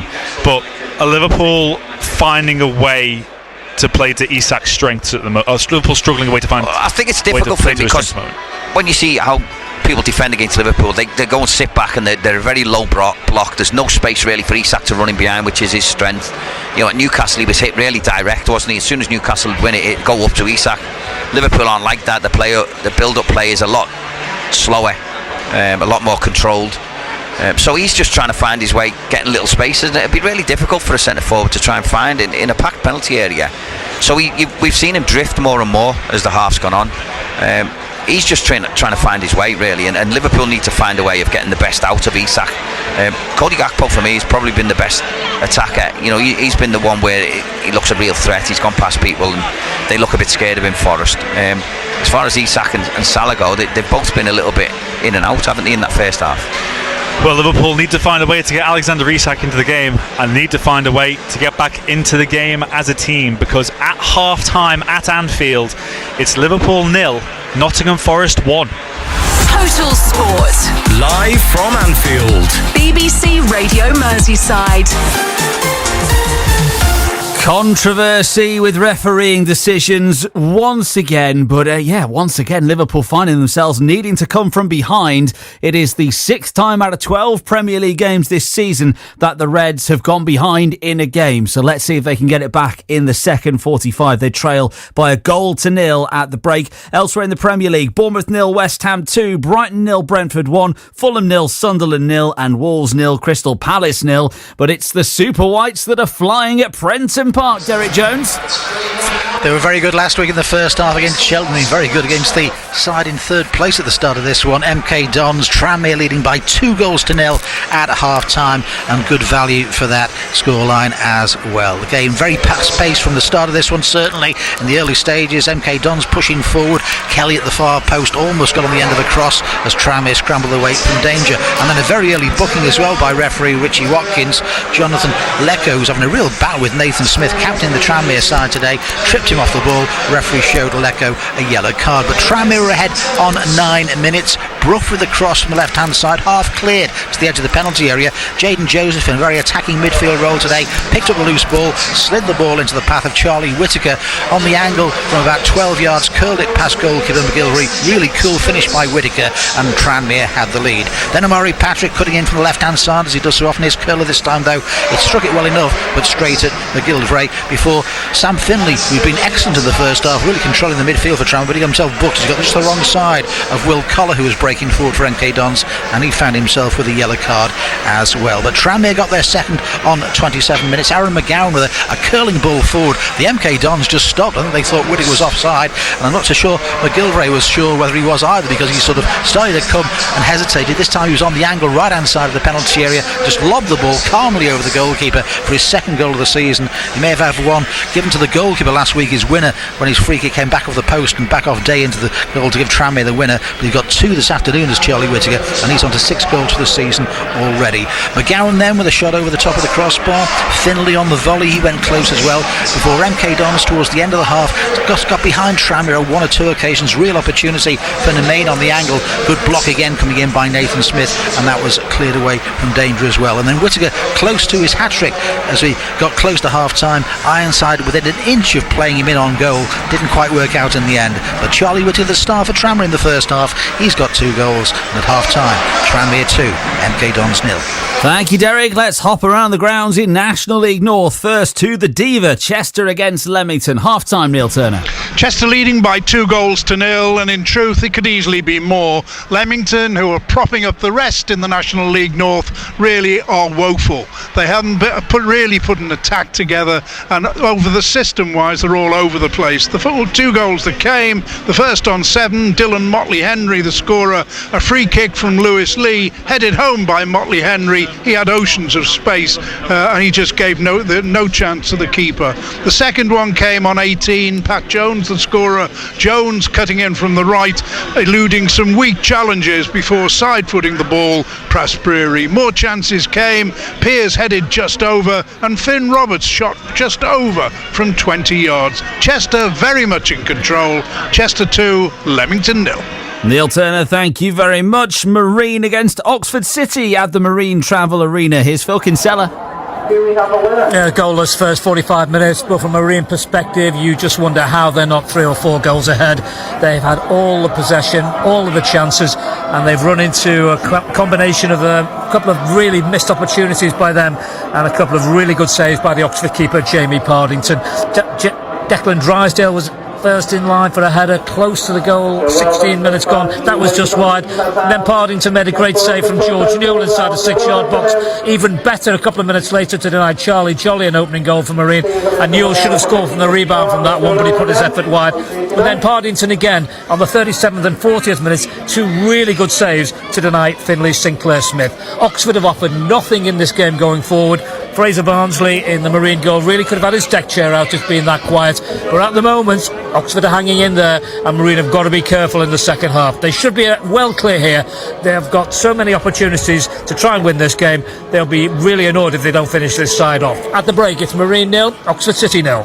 And to Hague Avenue, Southport against Kidderminster, Mike Perkins. Southport trailing Kidderminster Harriers with both the goals in this game going to the visitors. The conversation among the home fans at the break may well be that both were fortuitous. Xander Sazibar with the first after 17 minutes. He struck powerfully from a crowded penalty area and via a big deflection found the net. Amari Morgan-Smith, having seen two shots from good positions blocked, himself charged down a clearance from Chris Renshaw in the 36th minute, and all the unfortunate goalkeeper could do was watch the ball bounce into his goal. Little really for the golden shirted Southport players at the other end. They did have a penalty shout after Mo Toure got into a tussle, but the ref wasn't interested. Half time, it's Southport 0, Kidderminster Harriers 2. Thank you very much indeed, Mike Perkins. We'll keep you up to date with those scores throughout the second half of commentary of Liverpool against Nottingham Forest. Yet again, the Reds have got work to do. McAllister, Kirkes, Gakpo. Again down the left hand side, Gakpo taking on Savona, getting to the byline, cutting inside, Gakpo inside the penalty area, still with Gakpo, it could fall now to McAllister, great block, Szoboszlai, can he take it down? He could, but he just couldn't get a shot away. Gakpo now. I think that was Anderson, wasn't it, on the line? Kirkes could again, McAllister, good block again by Nottingham Forest and headed behind by Dominguez. Really good pressure from Liverpool. They've got a corner at the end of it. Well, it was brilliant play, wasn't it? Cody Gakpo, I thought could have went down. There was a trailing leg that he sort of stumbled over, but when he got into the box, crossed it. Ricochet was kind, fell to McAllister, who was only 8 yards out, put his foot through it, and I think it's hit Anderson right in the head, hasn't it? Szoboszlai's throw into Salah, tucked back to Jones. McAllister now lovely interchanging down the right hand side. Szoboszlai into Salah inside the penalty area. Still with Salah onto his left foot. Still with Salah, brilliant play from him. Salah still going, dinks it back. It could fall here for Kirkes. It's been smuggled over the top of the crossbar. It's a goal kick in the end. I thought there might have been a block on it, but Kirkes came in. Wasn't the easiest chance because it was slightly behind him, but the chance for the left back has gone over the crossbar. Van Dijk's header comes to Sangare, and the ball in behind now for Jesus. The flag stays down. Jesus on the right hand side sends a cross in. It's not reached Gibbs White. Gravenberg intercepts, and now McAllister, lovely ball out to Salah, who takes on control, but Murillo gets in there first. Could it fall to Gakpo? Maybe. Murillo with him in a challenge, but Murillo's come away with it. Murillo, the centre half for Forest, left foot strike. It's a good save from Alisson, around 25 yards. So Murillo entitled to have a go. Alisson got down to his left hand side and smothered. Gibbs White is there first with the ball ahead of Gravenberg. Van Dijk intercepts and comes forward now. Van Dijk bobbled the ball out to Gakpo on the left hand side. Van Dijk will stay forward for this as well. Gakpo into Isak, he will collect it now. Isak just outside the penalty area. Szoboszlai onto his left foot. Szoboszlai shoots, it's deflected over the top of the crossbar. Forest are getting the blocks in. That one nearly crept in from Szoboszlai, and it's another corner for Liverpool. Elliot Anderson to take an in-swinging right foot corner for Forest on their left hand side. In it goes towards the 6 yard box. It's been headed away, it could fall at the far post. It's in! Forest's first chance and they've buried it. It's Murillo at the far post, the centre half. The corner fell to him. He took a touch with his left foot and he drills it into the bottom right hand corner past Alisson. No chance for him. Liverpool behind again at Anfield against Nottingham Forest. Liverpool 0, Nottingham Forest 1. He's asking to have a look at VAR because it feels like there's a player in his way. It does appear that there is some sort of check going on. The referee is speaking to Van Dijk. Van Dijk has the ball in his hands. We're just seeing, so the corner comes in from Anderson into the 6 yard box. It's been flicked on. It's whether Dan Ndoye is offside in front of Alisson. It would be his left foot, if anything. Yeah, but the goal has been given, so no offside, and Nottingham Forest lead again against Liverpool at Anfield. Well, that'd be their way in, wasn't it? I don't think they're going to cut Liverpool. Sangare in towards Jesus. It could fall for Jesus here. He shoots and he scores. It's 2-0 to Nottingham Forest. controversy because Liverpool are claiming handball, and I think handball has now been given against Igor Jesus. The challenge was from Jesus on the edge of the penalty area. It was a low cross in. Jesus got a flick on it. It must have come up and hit his hand. The referee has decided on the field that it was handball. So Liverpool have been given a reprieve. The referee blows his whistle. Szoboszlai delivers it with his right foot in towards McAllister's header, plucked out of the air by Sells. And to be honest, that's the best chance Liverpool have had so far. McAllister, who scored the winner against Real Madrid with his head, dives at it. It's claimed by Sells around 2 yards out from his own goal. Jones dinking a right foot ball over to the right hand side for Salah to control well, and he's bullied his way past Williams. Salah now into the penalty area for Liverpool, looking to go near post. In fact, I think the cross was in towards Isak, but it ended up being a shot which Sells parries behind for a corner. Total Sport. Live Premier League football. BBC Radio Merseyside. Right, the players are starting to re-emerge at Anfield, so let's get straight back over to your commentary team. Things to unpack from that first half for sure, and work to be done for Arne Slot and Liverpool in the second 45. Your commentary team on BBC Sounds and BBC Radio Merseyside, Craig Hignett and Chris Coughlin. Thank you very much, Phil. Yep, the two teams are out now for the second half. Liverpool going into the right-hand side of the pitch because they'll be tacking from right to left in this second half. If you're just joining us, Nottingham Forest won the toss, so Liverpool will be shooting towards the Anfield Road end in the second half. It looks like, from what we're seeing, that there will be no changes at the break. Craig, are you surprised by that, or are you thinking Arne Slot's going to get a couple more minutes and then go for it? I think he'll give him, maybe get to the 55-60 minute mark before he starts making changes. I'll quickly take you through the two teams before we then get started for the second half. Liverpool, Alisson Becker in goal, Curtis Jones and Dominic Szoboszlai right back, but we'll go with Curtis Jones for now. Curtis Jones, Ibrahima Konate, Virgil van Dijk and Milos Kerkez the back four. Ryan Gravenberch, Lex McAllister and Dominic Szoboszlai in midfield, with Mo Salah, Alexander Isak and Cody Gakpo as the front three for the Reds so far this afternoon. On the bench for Liverpool, Georgi Mamadashvili, Joe Gomez, Wataru Endo, Federico Chiesa, as the referee Andy Madley gets play started for the second half. Federico Chiesa, Hugo Ekitike, Andy Robertson, Trey Ione, Calvin Ramsey and Rio Ngamoa. For Nottingham Forest, Matt Sells in goal, Nicolo Savona, Nikola Milenkovic, Rio and Nico Williams as the back four, Sangare and Anderson as the midfield pivot, with Dan Ndoye as the cross goes in for Nottingham Forest towards the far side. It's just over Dominguez, who starts the left hand side. Gibbs White and Igor Jesus completing the forward line for Nottingham Forest, who have the ball over on their left with Nico Williams. Anderson into Dominguez, tried to flick it in with the outside of his right foot, and it's come to Nico Williams outside the penalty area, cuts it back, good chance, 2-0 Forest. It's Nicolo Savona arriving unmarked inside the penalty area at the Kop end. Liverpool ripped apart, and inside 60 seconds after the break, Nottingham Forest have doubled their lead, and it's a nightmare start for Arne Slot and Liverpool. Liverpool 0, Nottingham Forest 2. Well, this is really poor defending. I think it's McAllister who tries to gamble in the box. Just keep the player facing away from goal and keep him going backwards. He doesn't, he tries to gamble and he gets spun. And then the ball is easy, it's just a pick out near the penalty spot. You can see it here, McAllister goes, tries to win the ball, doesn't. And then the rest is really easy. Runs in from the edge of the box, unmarked, puts it in the corner. Alisson's got no chance. It's Nico Williams with the assist. All of those cutbacks that Liverpool had in the first half, none of them fell to a Liverpool player, but this one's definitely fallen to a Nottingham Forest player. And Savona, who scored his first goal for Forest against Manchester United a couple of weeks ago, has got his second, and he's come at the Kop end at Anfield, and Liverpool are in all heaps of trouble now. Very, very early on in this game, and whatever team talk Arne Slot said, Craig, it's totally gone out the window. Well, if Forest can come here and turn you over, then anyone can. Gakpo down the left for Liverpool. An instant response is needed. Gibbs White gives it away. Gravenberch, heavy touch from him. Can't find Gakpo. Van Dijk collects. Kerkez now. Gravenberch. It's all too tippy-tappy, Chris. You can tell there's a lot of frustration and tension around Anfield now, and I just wonder whether Arne Slot's going to look to his bench a bit earlier than he thought. He was going to Szoboszlai. Van Dijk. Gakpo, left hand side, back to Kerkez, cross in towards McAllister. He gets there first, easily watched by Sells over the top of the crossbar, and the Nottingham Forest substitutes that I didn't mention earlier. John Victor, the substitute goalkeeper, Morato, Callum Hudson-Odoi, Arno Kalimuendo, Amari Hutchinson, Ryan Yates, Jay Acuna, James McAtee and Willie Bolly.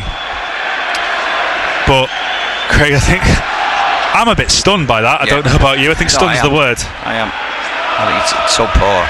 I mean, the 2 goals he gave away today, the first one, for all it's controversial, it's still poorly defended. Jones. And that one was just, again, wrong decision. I just couldn't believe the space that Savona had, if I'm honest. The way it fell back to him. In the first place, Nico Williams should have been going away from goal. You know, McAllister's with him, just stay behind him, force him away from goal, don't let him turn you and have free run. Van Dijk. That's better. Direct diagonal out to Salah on the right hand side, laid back to Szoboszlai, low cross into Curtis Jones inside the penalty area, finds Salah on the right, sends in the cross, has been blocked by Williams, who's maybe been hit in a delicate area there. Salah into McAllister, laid down for Jones, interchange with McAllister again. Gakpo cutting in his right foot, Gravenberch just being forced back again, finds Szoboszlai on the right. Salah's ahead of him, but Szoboszlai has the ball and he'll send in the cross towards Isak, headed up in the air by Murillo. Williams flicks it away and he's just asking for a bit of recovery time. Williams, I think the cross from Salah maybe hit him in the gut or somewhere a bit more precious. I mean, he still should be alright though, shouldn't he? Because he was up running about for 30 seconds plus, and now he's just gone down again. Maybe a bit of insult to injury for Liverpool at the moment. The fact, as you say, Williams was the one that provided the assist. He's played every minute in the Premier League so far for Nottingham Forest this season. Fullback to fullback it was, with Savona coming in unmarked. Williams getting up. He wasn't no attention required for Williams, so he doesn't need to go off the pitch. Just saying it's poor from McAllister to not win the ball, and then by the time it comes back to Savona, it's helpless in terms of Liverpool retrieving the situation, and they have a very difficult situation to retrieve right now because it's Liverpool 0, Nottingham Forest 2 if you're just joining us on BBC Radio Merseyside. Gakpo retrieving it from Sangare. Gakpo back to Isak on the left hand side. Kerkez infield to McAllister, into Gakpo inside the penalty area, but it's a loose touch. Has been intercepted by Alisson, and again every second ball just seems to be falling for Nottingham Forest, and Liverpool perhaps fortunate rather that the ball didn't fall to Jesus to go through on goal, but the ball is now with Igor Jesus down the left hand channel, fronted up by Konate. Kerkez coming back as well. The ball's come back off Konate for a Nottingham Forest throw, level with Liverpool's penalty spot at the Kop end. Just every second ball, Craig, and I mean every second ball, fell to Forest there. Yeah, it did. Liverpool again had a chance to win the ball but didn't. Forest counter on them. He ended up winning the throw-in down with his corner flag on the Forest right. Hugo Ekitike warming up there below us. On straight away. It'll be interesting to see who he comes on for. You'd think it can't be for Isak now, really. I know Isak hasn't particularly been in the game, but you're talking about being 2-0 down, taking off a strike. It doesn't seem to make sense. Morgan Gibbs-White sends the cross in towards the far post, claimed by Alisson, and he needs options to release the ball. Bowls it out underarm to the right-hand side for Szoboszlai. Tucked infield for Gravenberch. Can't then cut back out to the right because it would have been intercepted, and that's a poor ball from Gravenberch, easily intercepted by Murillo, who has been everywhere for Forest today. Ball down the right hand side for Nottingham Forest, where it's been collected by Igor Jesus, plays the percentages, hits it off Konate, and Nottingham Forest have a corner at the Kop end on their right hand side. Ekitike is stripped and ready to come on. Who for is the big question, and you'd think we would be seeing Alexander Isak and Hugo Ekitike surely playing together now to try and retrieve what is a dire situation for Liverpool at Anfield. Well, we'll know, won't we, as soon as he does. Is he going to match him up and go 4-4-2? Elliot Anderson to take the Forest corner in with his right foot. It's met by Jesus, but the header is safely over to the right hand side of the penalty area for Alisson Becker to pick it up. Szoboszlai couldn't play the ball down the line to Salah, so he's played it infield to Gravenberch. Up towards the halfway line, to his right for Szoboszlai again. cuts infield. McAllister back to Szoboszlai, and now back to Gravenberch past the halfway line. Right foot ball to the left for Van Dijk. Liverpool fans getting behind their side. They need encouragement, they need support. Kerkez looking to take on Ndoye, been muscled off it by the Swiss international. Savona into Gibbs White. Anderson now to Sangare, and Nottingham Forest playing their way out of a defensive position. Cleared by Savona, and Van Dijk heads it down to Curtis Jones towards the halfway line. Jones over to Salah. Will be with Derek Jones at Prenton Park very shortly for an update from Tranmere against MK Dons. It was 2-0 to Tranmere last time we heard. Konate, Szoboszlai, Salah round the corner to Gravenberch, and he's won it away from Sangare. Gravenberch driving forward, still with Gravenberch, cuts infield, goes down in the D. No free kick, says Andy Madley. Liverpool are appealing, but no free kick has been given. Van Dijk again on halfway, left to Gakpo. Kerkez inside him. Gakpo driving towards the penalty area, but back to Kerkez now. Infield to McAllister. Kerkez was looking to underlap towards the penalty area, but Gakpo back to Van Dijk. First time to McAllister and back to Van Dijk again. Cuts out Konate and goes over to Szoboszlai, right hand side. Salah again, up against Nico Williams. Salah, wayward pass from him, intercepted by Murillo, and the early ball is now played towards Igor Jesus, who's past Konate, gives him a little push. Referee again waves as no free kick. He's got away with that, Konate. Liverpool again build with Jones, getting away from Dominguez. The referee's given a free kick, which Curtis Jones will just wait to take. I think the referee's given the free kick. We'll head quickly over to Derek Jones at Tranmere. 12 minutes gone, second half. Tranmere still leading courtesy of those two Charlie Whittaker goals in the first half. MK Dons with more possession in the second half so far, but Tranmere defending their penalty area really well, and Omari Patrick almost with an opportunity inside the opposition box, cut in on his right foot, but his shot was blocked away from danger. 13 minutes gone, second half. Still Tranmere 2, MK Dons 0. Thank you, Derek. Southport have pulled the goal back against Kidderminster Harriers in the National League North. That's a strange one. He's brought Konate off, who has had a poor game. So Konate off for Hugo Ekitike. What this will be, Gravenberch back to centre half, Curtis Jones into midfield, Ekitike joining the forward line alongside Alexander Isak. That's what it looks like. Liverpool got to go for it. After 55 minutes, if you're joining us on BBC Radio Merseyside on FM, DAB, Freeview and Sounds, Liverpool trail 2-0 to Nottingham Forest at Anfield. Goals by Murillo and Nicolo Savona for the away side today. Szoboszlai out to the right for Jones. Now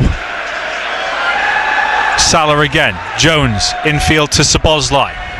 McAllister, Salah inside the penalty area, dinking it towards Isak, headed away by Milenkovic, and the referee's given a foul for a nudge by Alexander Isak inside the penalty area, inside the 6-yard box, and Nottingham Forest will take them all day long because it's a free kick that will just allow them to tick the time away more with Liverpool in big trouble.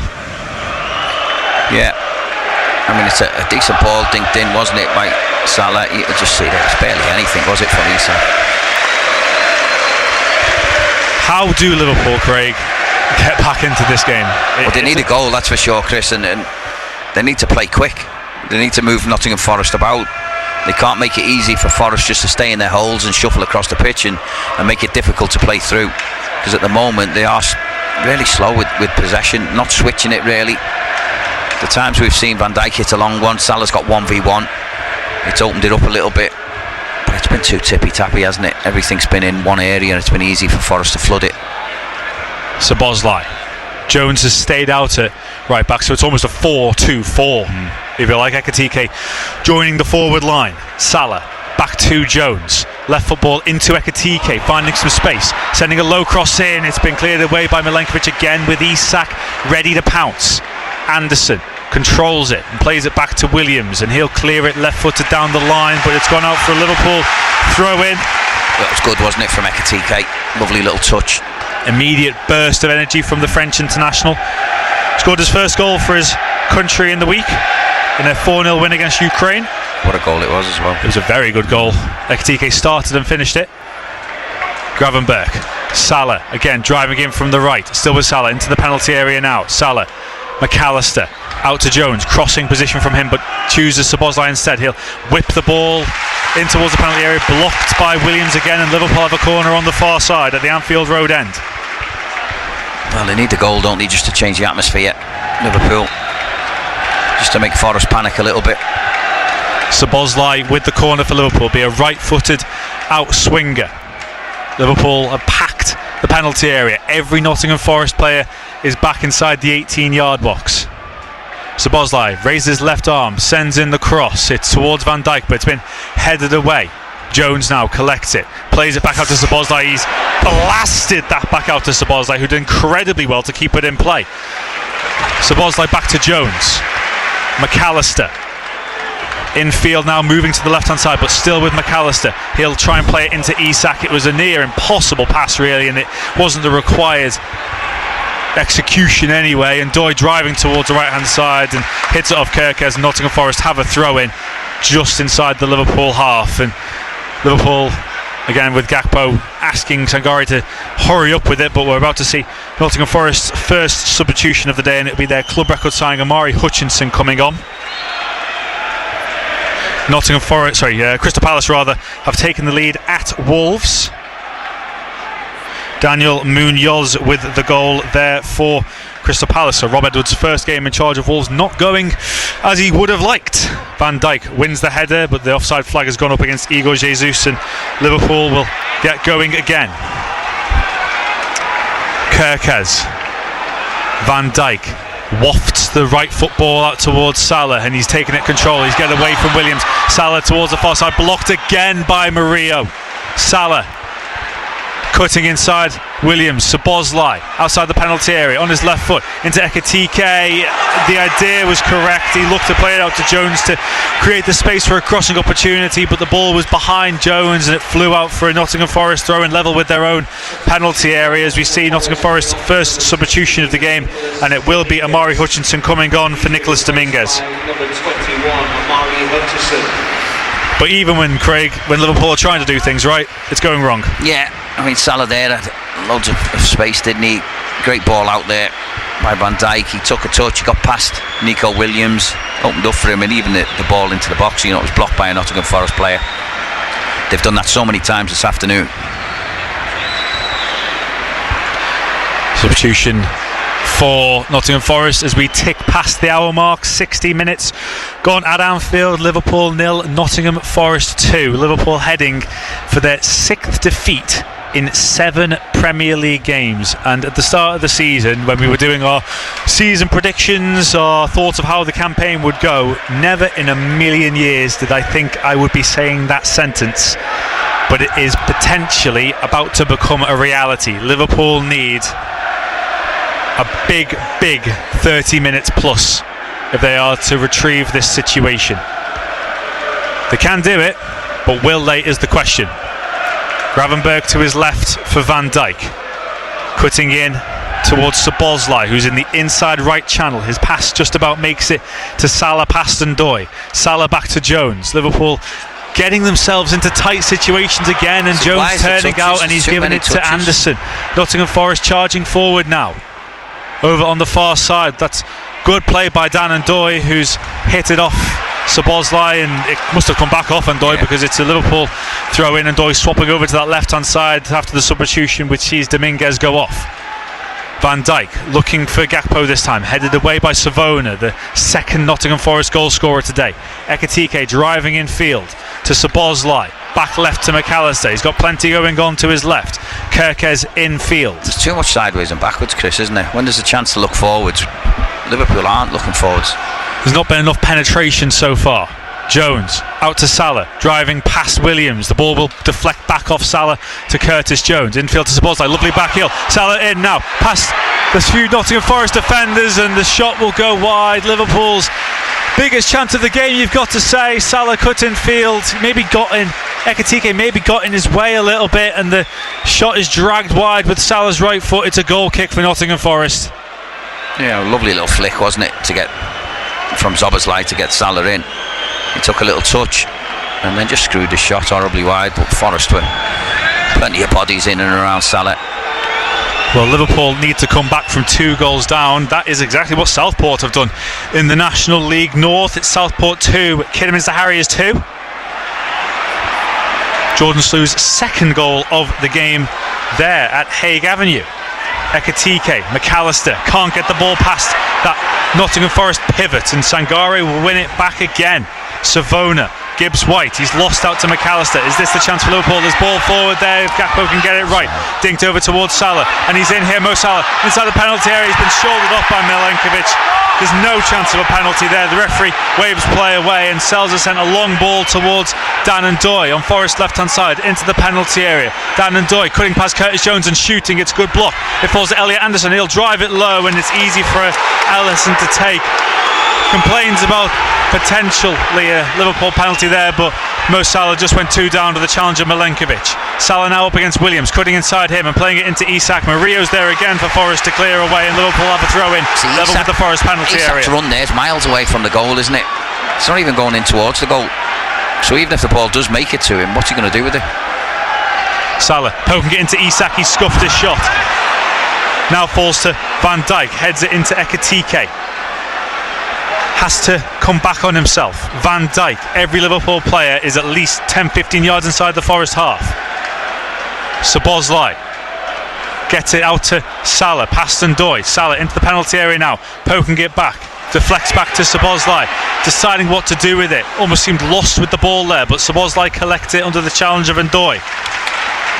Jones, Gravenberch again to Van Dijk. Ekatike on the left for Liverpool.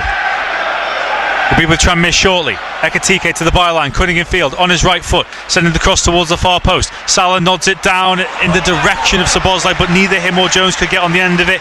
We'll go to Prenton Park. Tranmere versus MK Dons. Derek Jones. 22 minutes gone, second half. Tranmere still leading 2-0 here. Both sides have made triple substitutions for Tranmere. Smallwood and Jennings and Kenner have come on. Finlay, who was excellent for the first half, he's gone off. Ironside and McGowan looks as if he might have had a little bit of an injury. MK Dons have made 3 subs as well. They've got plenty of possession at the moment, but not creating opportunities. Still Tranmere 2, MK Dons 0. Thank you, Derek. Liverpool still in possession on the edge of the Nottingham Forest penalty area here. Cody Gakpo cutting onto his right foot, dinking crossing towards the far post. Isak's there, has been punched away by Sells commandingly. Had to take Isak with him, and it's gone out for a Liverpool throw-in, level with the edge of the Nottingham Forest penalty area. Salah takes it quickly. Szoboszlai. Salah back to Szoboszlai here, sends in the cross towards Ekatike. It's headed again away by Murillo. Gravenberch out to Van Dijk on the left, but it's now been headed away, and Liverpool are under the threat of a Nottingham Forest counter-attack again. Igor Jesus away from Szoboszlai to his left for Amari Hutchinson. Gravenberch out to confront the Nottingham Forest substitute, and he dinks outside Gravenberch. He's just about playing the ball. In fact, I think the referee's given handball against Gravenberch as he went down and stopped the ball going further forward with his hand. He feels like he was fouled, and I think he's grabbed the ball. So it is going to be a free kick for Nottingham Forest. It's 2-0 to Crystal Palace at Molineux against Wolves. Jeremy Pino with the goal there for Crystal Palace. So yes, Nottingham Forest do have a free kick on the edge of the Liverpool penalty area. He was fouled there, Gravenberch. I'll give him that. Amari Hutchinson took his back leg. We're just seeing Salah charge in, and Milenkovic knew what he was doing. Yeah. It's not enough for a penalty. Bournemouth have a goal back against West Ham at the Vitality Stadium. James Tavernier with Marcus Tavernier rather with the penalty there. His brother James takes that many for Rangers, which is why I went with that. Free kick for Nottingham Forest. Elliot Anderson to take it. It's driven in, and it's headed over his own crossbar by Dominic Szoboszlai, and it's another corner for Nottingham Forest. Yeah, they'll take the time with all of these, won't they? We're looking. See another 2 subs there. It looks like Chiesa and Robertson. We're looking down at the touchline. There we're seeing Federico Chiesa and Andy Robertson about to come on for Liverpool. Another corner for Nottingham Forest. Anderson with both arms raised at the Kop end, sends in a right foot cross, been headed away by Isak. Williams goes right to Sangare. Hutchinson wants it down the line and is offside. after looking to curve his run to stay onside, but Liverpool will look to make these substitutions. Alexander Isak is coming off for Federico Chiesa after 67 minutes, and Milos Kerkez comes off for Andy Robertson. Craig, your thoughts on those? Yeah, I mean, I'm surprised. I thought Isak might stay on, but he's decided to put Chiesa on. Chiesa's been a really good impact sub, hasn't he, when he's come on in recent games, and Robertson for Kerkez. I don't think that's any surprise there. The clock continues to tick down, and Liverpool don't look like they're any closer to getting back into this game. Double sub now from Arne Slot. He's got 2 more to make, and you think at some point will Ngumoa maybe get chucked on to try and make an impact in the closing stages. 68 minutes gone. Liverpool 0, Nottingham Forest 2. Liverpool heading for their second home defeat of the season and for their 6th defeat in 7 matches in the Premier League. Robertson to Gravenberg. You can sense a tension around Anfield. It's not the expectation of what the fans here are used to be seeing. Salah, Szoboszlai, lovely 1-2, but Salah has to check back onto his right and gets past Williams. Salah is met by, guess who? Murillo to clear it again, out for a Liverpool throw and level with the 6-yard box for Nottingham Forest. Thrown back to Jones. McAllister. Now Chiesa on the right now. Into McAllister again, dinked in towards the penalty area. In food and drink for Matt Sells, who claims the ball and dives on the ground inside his penalty area. And Liverpool will not be getting anywhere with deliveries like that, Craig. No, they won't. It was just too high, wasn't it? Van Dijk challenges with Gibbs-White, headed out to the far side where Ndoye will just let it roll out of play, as he's fully entitled to do, to count down a few more seconds with just over 20 minutes to play. There's a lack of invention. There's a lack of... No, it's pressure. It's constant pressure, but it's backwards and forwards, isn't it? It's just across, we'll go back, then we'll go across, and nothing really ever comes into the box. There's no urgency at all. It doesn't look like, anyway. McAllister, Chiesa. Now Szoboszlai charging down the right-hand side. Salah again met by Williams, but the ball will rebound to Salah towards the penalty area. It's a poor touch from him, and now Nottingham Forest will try and break. Dan Ndoye cuts inside his fellow 14 in Chiesa. Ndoye 1-2 there with Gibbs-White, and the ball is now towards Igor Jesus. The challenge by Van Dijk. It's a free kick to Nottingham Forest around 20 yards out. I thought there might be a few more appeals there from Nottingham Forest for the challenge from Van Dijk, because it looked like he could well have been the last man, if I'm honest. Yeah, I mean, he was a bit slow going for it, wasn't he? The ball into Van Dijk. The challenge, the ball's going away from goal. That's the only thing I could say about it, and it is a foul from Van Dijk. Brighton have equalised against Brentford at the Amex. Danny Welbeck, yet again, what a season he's having so far, the veteran. So it's Brighton 1, Brentford 1 there. Earlier in the 12:30 it finished Burnley 0, Chelsea 2, goals from Pedro Neto and Enzo Fernandez. It's currently Bournemouth 1, West Ham 2 at the Vitality Stadium. Marcus Tavernier pulling a goal back after a double from Callum Wilson. It's Brighton 1, Brentford 1, Danny Welbeck and Thiago, 2 strikers in the goals there. Fulham 0, Sunderland 0 and Wolves 0, Crystal Palace 2. Newcastle versus Manchester City is the late kickoff in the Premier League. Nottingham Forest with a free kick. Morgan, Gibbs-White and Murillo over it, around 25 yards out.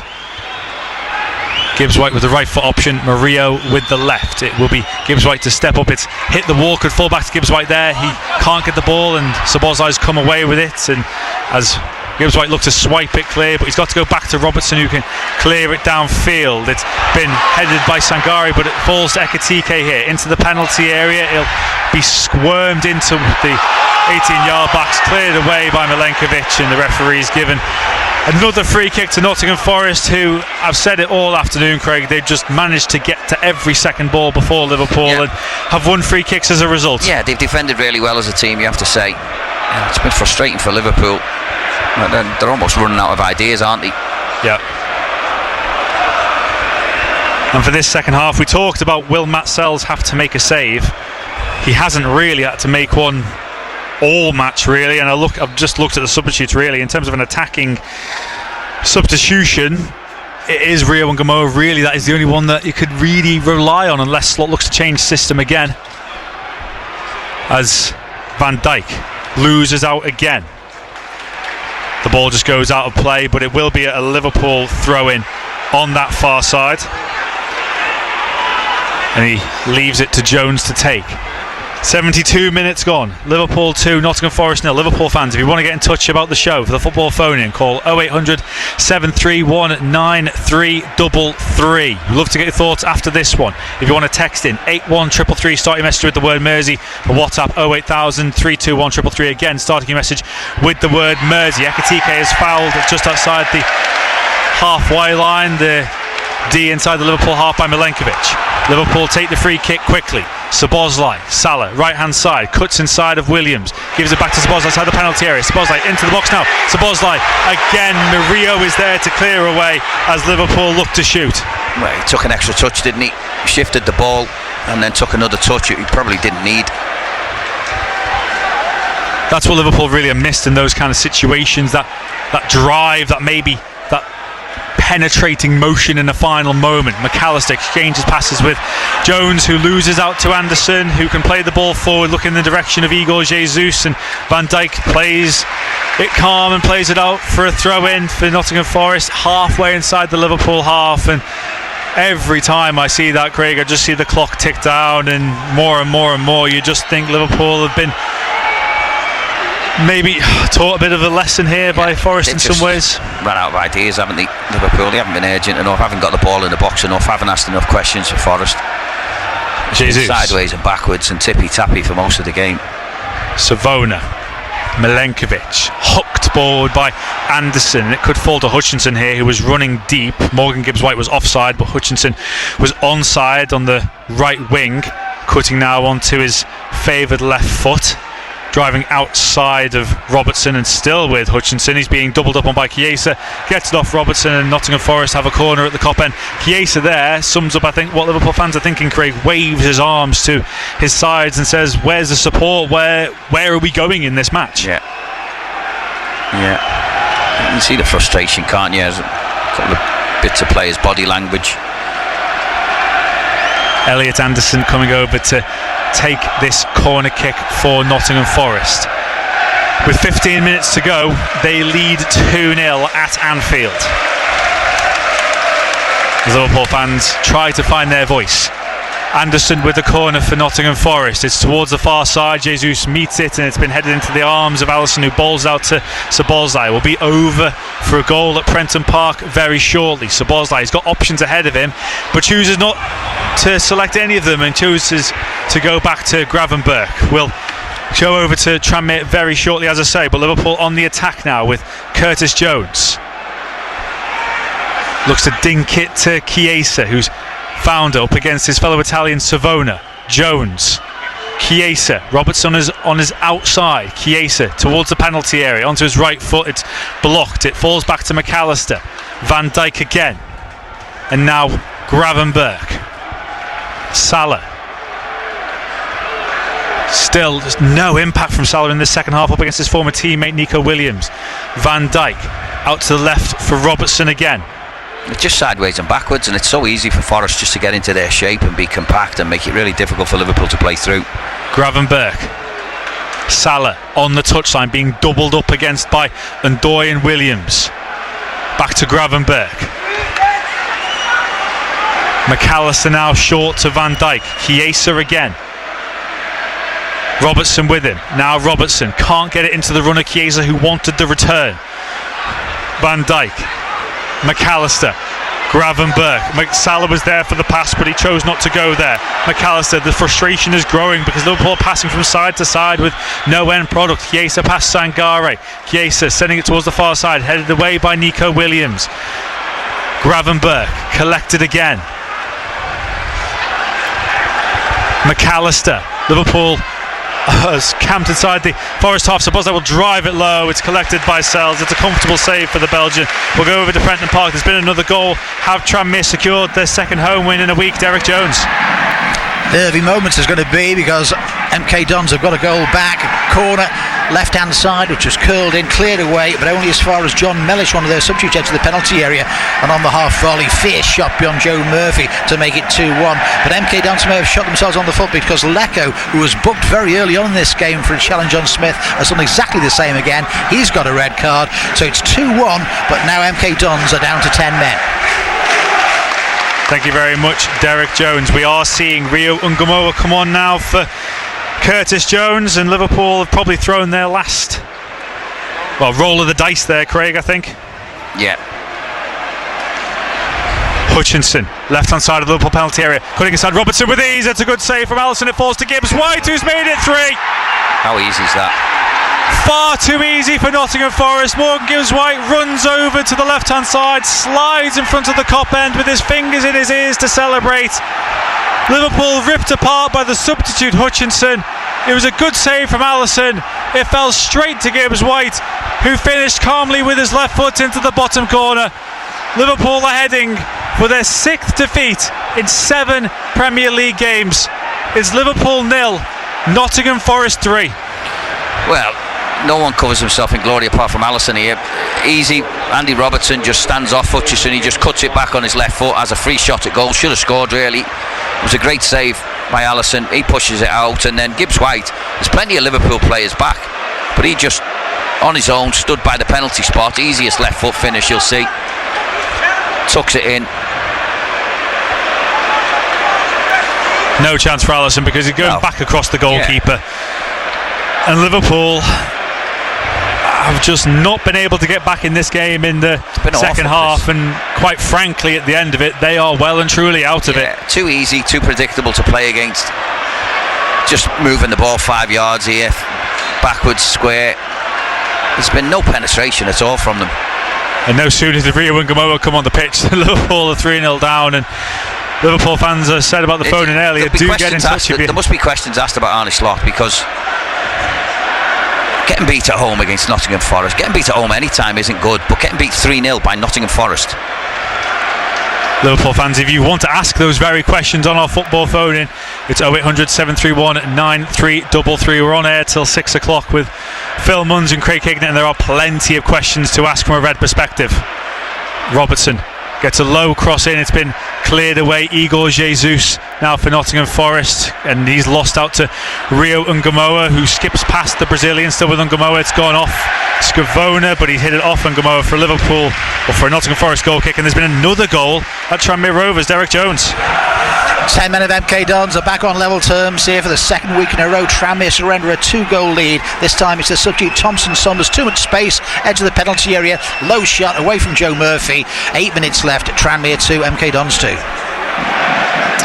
Thank you very much, Derek. It's Bournemouth 2, West Ham 2 at the Vitality Stadium. Enes Unal with his first goal after his very long injury there.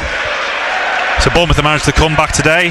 Southport have as well in the National League North, but Liverpool, it's been very much beyond the Reds today as they look to try and get some foothold in this game. We're into the final 10 minutes plus stoppage time, and it's Liverpool 0, Nottingham Forest 3 if you're just joining us on BBC Radio Merseyside. Goals from Murillo, Nicolo Savona and Morgan Gibbs White look to have secured an emphatic 3 points really for Sean Dyche's side. Rio Ungamoa, left hand side, cutting infield, back into McAllister, space to shoot left hand side, gets onto his left foot and it comes back to Van Dijk. Craig, why wouldn't McAllister shoot there? I know, he just took another touch, thought he would skip past another one, but by the time you do that, people are pushing up, and before you know it, someone's in your face stopping your shot. And Liverpool have been like that all afternoon. It's been the story of the match from a Liverpool perspective. Ungamoa trying to provide some spark on his left foot, stubs the cross really, so it doesn't make much of an impact into the penalty area. And now Szoboszlai for Liverpool on the left hand side, poked into Robertson, gives it back to Ungamoa, Ekitike, Robertson, and now Chiesa, poked into Ekitike, back to Chiesa, chance maybe Chiesa shoots, it's gone over the top of the crossbar, flown over the top of the crossbar really. Matt Sells falls to his knees inside the penalty area. It wasn't really that close from Chiesa in the end, and it just sums up Liverpool's afternoon. Yeah, Mo Salah was wanting it, wasn't he, on his right hand side, but you don't mind Chiesa shooting, but hit the target.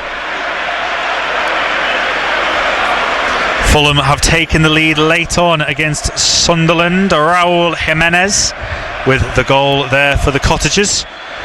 So just take you through our local scores. It's Tranmere 2, MK Dons 2. Tranmere have dropped a 2-goal lead for the second time in 2 weeks there at home. Of course, they came back to win 3-2 last time out. Chester lead Leamington by 2-0. It's Marine 0, Oxford City 0 at the moment, and Southport 2, Kidderminster Harriers 2. Ekitike collects it. Salah now to the right for Chiesa, launches a ball over to the left hand side, which Ungamoa will race over to collect. Plays the ball back to Robertson, infield to Gakpo just outside the penalty area, and now Salah left footed is blocked by Milenkovic again. I've lost count, Craig. Now the ball goes out to Chiesa for a throw in on the right hand side, but I've lost count the amount of blocks Nottingham Forest to put in today. Yeah, defensively they've been really, really good, haven't they? Salah. But Liverpool have made it easy. They've made it easy for them to keep in a shape because they played so slow, so square, so backwards. Szoboszlai with the cross in towards Gakpo with a very unorthodox header, almost heads it with the back of his head really, and it bounces out for a harmlessly for a Nottingham Forest goal kick as we edge towards 90 minutes. Brighton have taken a 2-1 lead against Brentford at the Amex. Jack Hinchelwood with the goal there for the Seagulls, as we're about to see 2 changes now for Nottingham Forest. Ryan Yates and Callum Hudson-Odoi, who scored the match winner for Nottingham Forest last season at Anfield, is about to come on. And I think the strangest thing, Craig, as Nottingham Forest come forward down the left hand side, but it's out for a throw in. Liverpool having a negative goal difference after 12 games in the Premier League is not something I'd ever see. It's unheard of. It's unheard of. That's why questions need to be asked, Chris. And I'm not, after what he done last year, to see this team play like this season, it's quite incredible, really. So many questions, and of course, as I say, if you want yours, get them in on the football phone in 0800 731 9333. If you want to text your thoughts for Phil Munns and Craig Hignett, it's 81333. Start your message with the word Mersey, and WhatsApp is 08000 321 333. Again, starting your message with the word Mersey. Murillo heads it forward. McAllister, Szoboszlai takes it under control, and if Szoboszlai is letting the ball get away from him, that's when you know it's been a bad day for Liverpool. Murillo pings it forward down Nottingham Forest's left, which it's been controlled now by Igor Jesus. Up against Gravenberg, dinks it infield to Ndoye and tries to exchange passes with Williams down that side. The big concern for Liverpool has got to be that the space that Nottingham Forest have found at times, it's been so easy for them as they make those 2 changes now. It will be Igor Jesus coming off to be replaced by Gibbs White, and I think the referee told him to go over to the touchline, and Igor Jesus just totally ignored him and just wanders over to the near side in any case, and it'll be Ndoye and Hutchinson for Yates and it will be Ndoye and Igor Jesus for Callum Hudson-Odoi and Ryan Yates.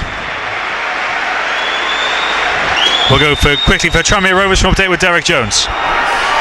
Just 2 minutes left here, still 2 apiece in this one, but it's MK Dons down to 10 men and looking more likely for a winner here, and Tranmere struggling at the moment to get the ball out of their own half. We've got 2 minutes plus the stoppage time, still Tranmere 2, MK Dons 2. Thank you very much, Derek. We're ticking past the 86th minute now, so 4 minutes to go until stoppage time, and Nottingham Forest win another corner. Chiesa, it's either hit him in the face or he can't believe it. There's a silly move from Chiesa there. He just whacked the ball away from Elliot Anderson's hands, and Chiesa wins rather. He gets a yellow card, and it just sums up the frustration that I think 90% of the crowd are feeling inside Anfield right now, because nothing is going right. Elliot Anderson over on the far side to take the corner for Nottingham Forest. In it goes, right footed. Allison claims it inside the 6-yard box. No real option for him to look to throw forward, underarm, but it's cut out by Amari Hutchinson. It was a poor throw because Ringomo wasn't expecting it, and the cross is collected by Allison, who atones for his error. And I think that's pretty much everybody in the Liverpool shirt who made some form of error today now. McAllister, Gravenberg, Chiesa pokes it to Salah on the right. Now infield to Gravenberg. It's took like 10 passes to get where they are now in the middle of the pitch, but all the Nottingham Forest players are behind the ball. They don't have to move side to side at any pace, do they? No. Ungamoa up against Hutchinson, back to Gakpo, taking things into his own hands down the left hand side. Now Szoboszlai curls the pass out to Salah on the right hand side. Salah again fronted up by Nico Williams, who's had a very good afternoon, the former Liverpool fullback, it's got to be said, over on that left hand side for Nottingham Forest. Salah infield to McAllister, who takes it down, but the challenge comes in from Anderson, and McAllister gets the ball away from Hudson-Odoi, but Hudson-Odoi got there first.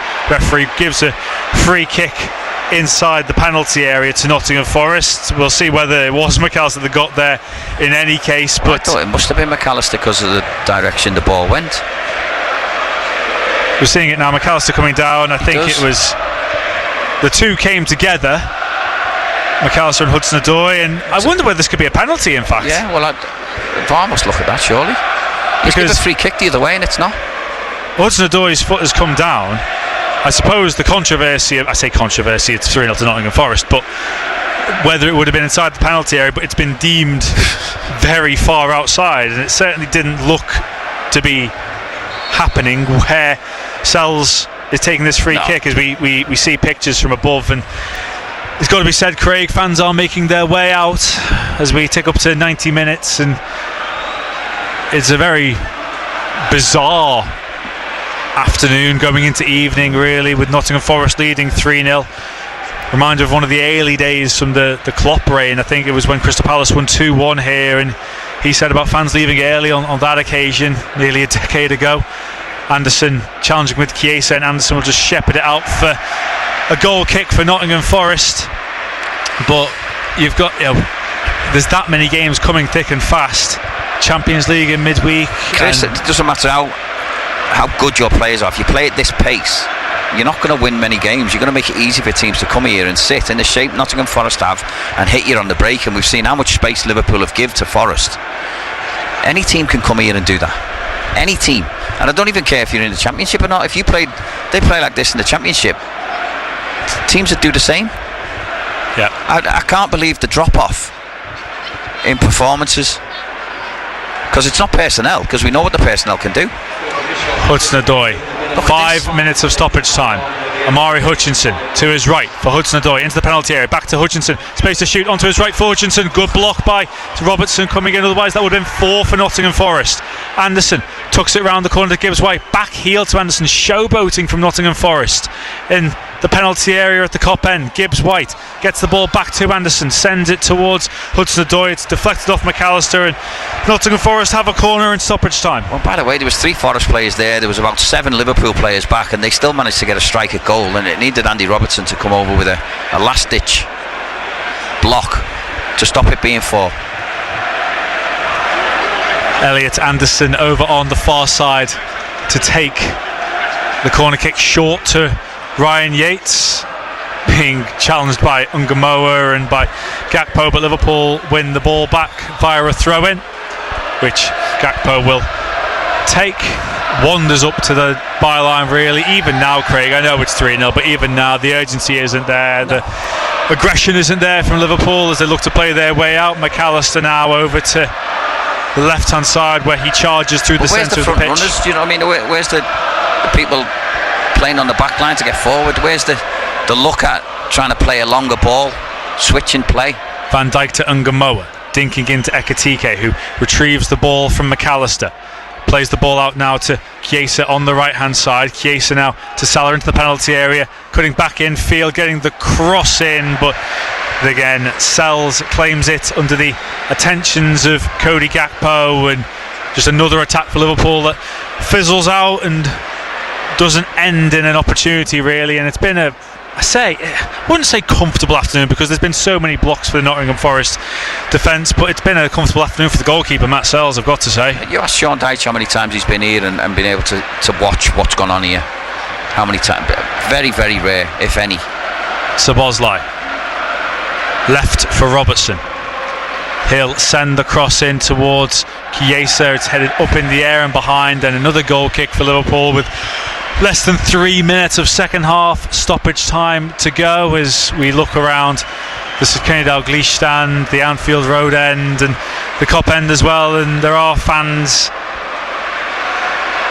telling on the spot what they think with their feet really on the way out. And there was the feeling these 4 games after the break, Nottingham Forest, West Ham, Sunderland and Leeds, yes, teams that can't be taken for granted whatsoever, but it was a thought of Liverpool getting their season back on track, and Ekitike trying to challenge with Williams, but the ball goes out harmlessly again for yet another Nottingham Forest goal kick. It's mid-table stuff.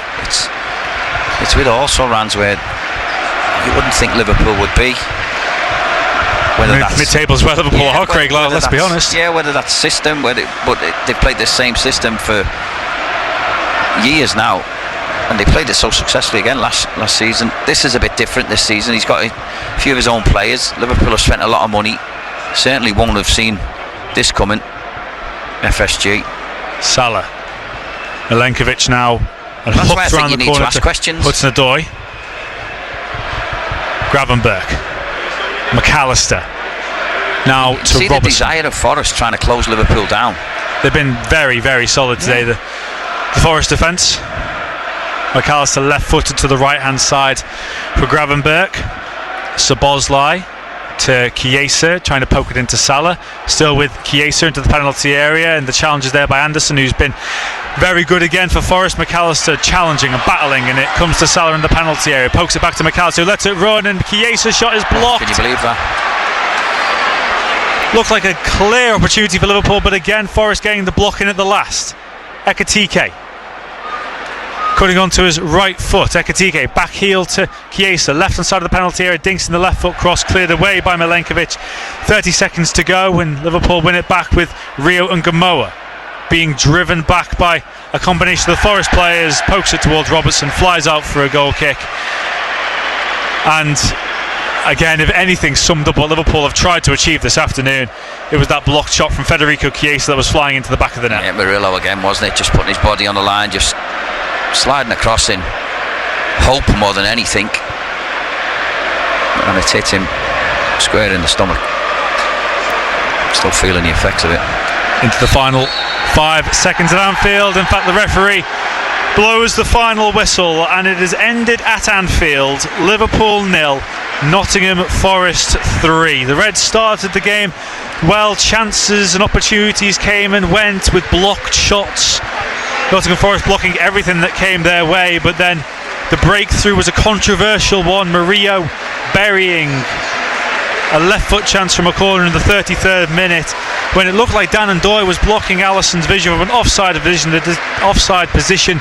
The decision went to VAR, who checked and cleared the goal, so the goal stood. Liverpool were 1-0 down, and any team talk that Arne Slot had will have gone straight out the window, because less than 60 seconds after the half-time break, Nicolo Savona scored his second goal for Nottingham Forest, burying it at the Kop end. It was a cutback from the former Liverpool fullback Nico Williams to make it 2-0, and Morgan Gibbs-White finished the game off as a contest, scoring at the Kop end with around about a quarter of an hour to go. And it's a really heavy defeat for Liverpool at home. It's a historic victory for Nottingham Forest, but Craig Hignett, frustration and then some for the Reds this afternoon. Yeah, I mean, it was awful to watch. No tempo, no aggression. It looked like there was no desire in it. You know, it was easy-osy football. It was 5 yards. It was tippy-tappy. It was sideways and backwards. Nottingham Forest didn't have to move out of the shape at all. Liverpool didn't try and open them. They just tried to keep the ball. Possession, fair enough, but you have to do something with possession. You can't just keep it in front of teams.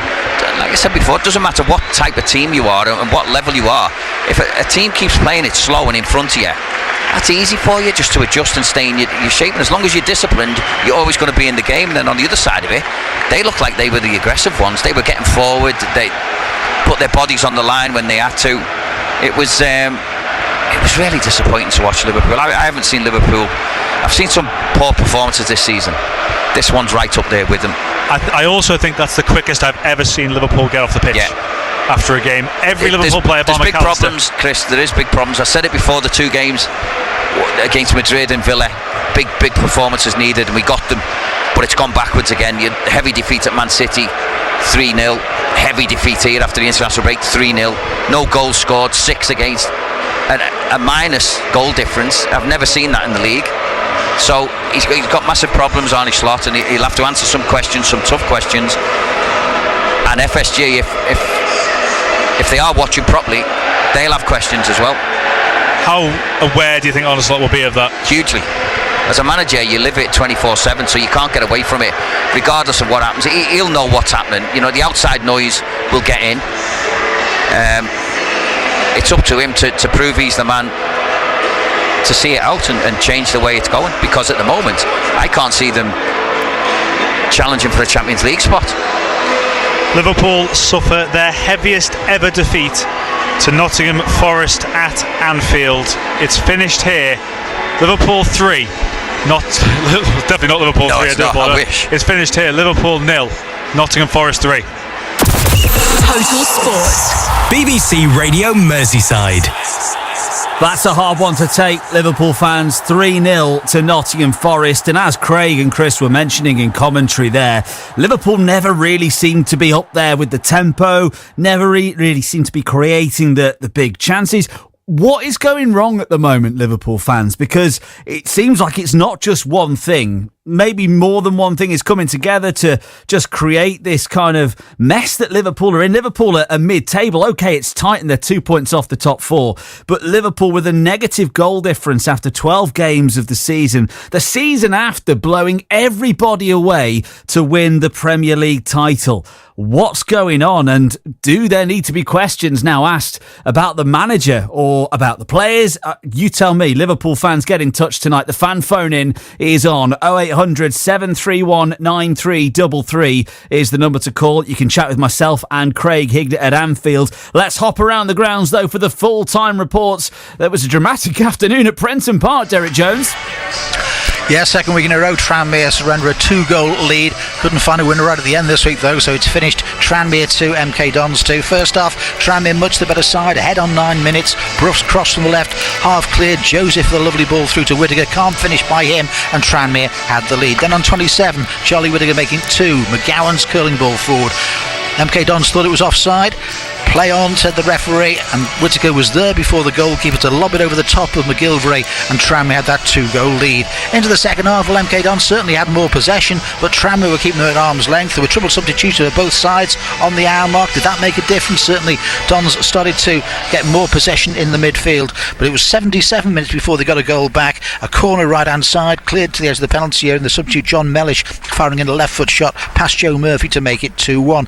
Minutes later, Jonathan Lecco was sent off, second yellow for a second foul on Smith. He got a straight red, I think, at the end for the second challenge, but they were down to 10 men, and you'd hope that Tranmere could see the game out. But then on 82, an equaliser for the 10 men. This time another of their substitutes, Thompson Summers, too much space for him edge of the penalty area as he cut in from the right hand side on his left foot, drilled a low shot past Joe Murphy, and it was 2 apiece. MK Dons, in all fairness, probably had more of the game in those last 10 minutes. They tried to get a winner in this one, but in the end it's finished all square here at Prenton Park. Tranmere 2, MK Dons 2. Yeah, tricky one to consider for that, because before the game a point wouldn't have seemed too bad a result, but surrendering a 2-goal lead, be interesting to hear Andy Crosby's thoughts after that one. Let's hop around our National League North ground, shall we? First of all, to Chester at the Diva, Neil Turner. Chester winning this one by 2-0. Leamington, who are bottom of the table, look like a side who are bottom of the table as well.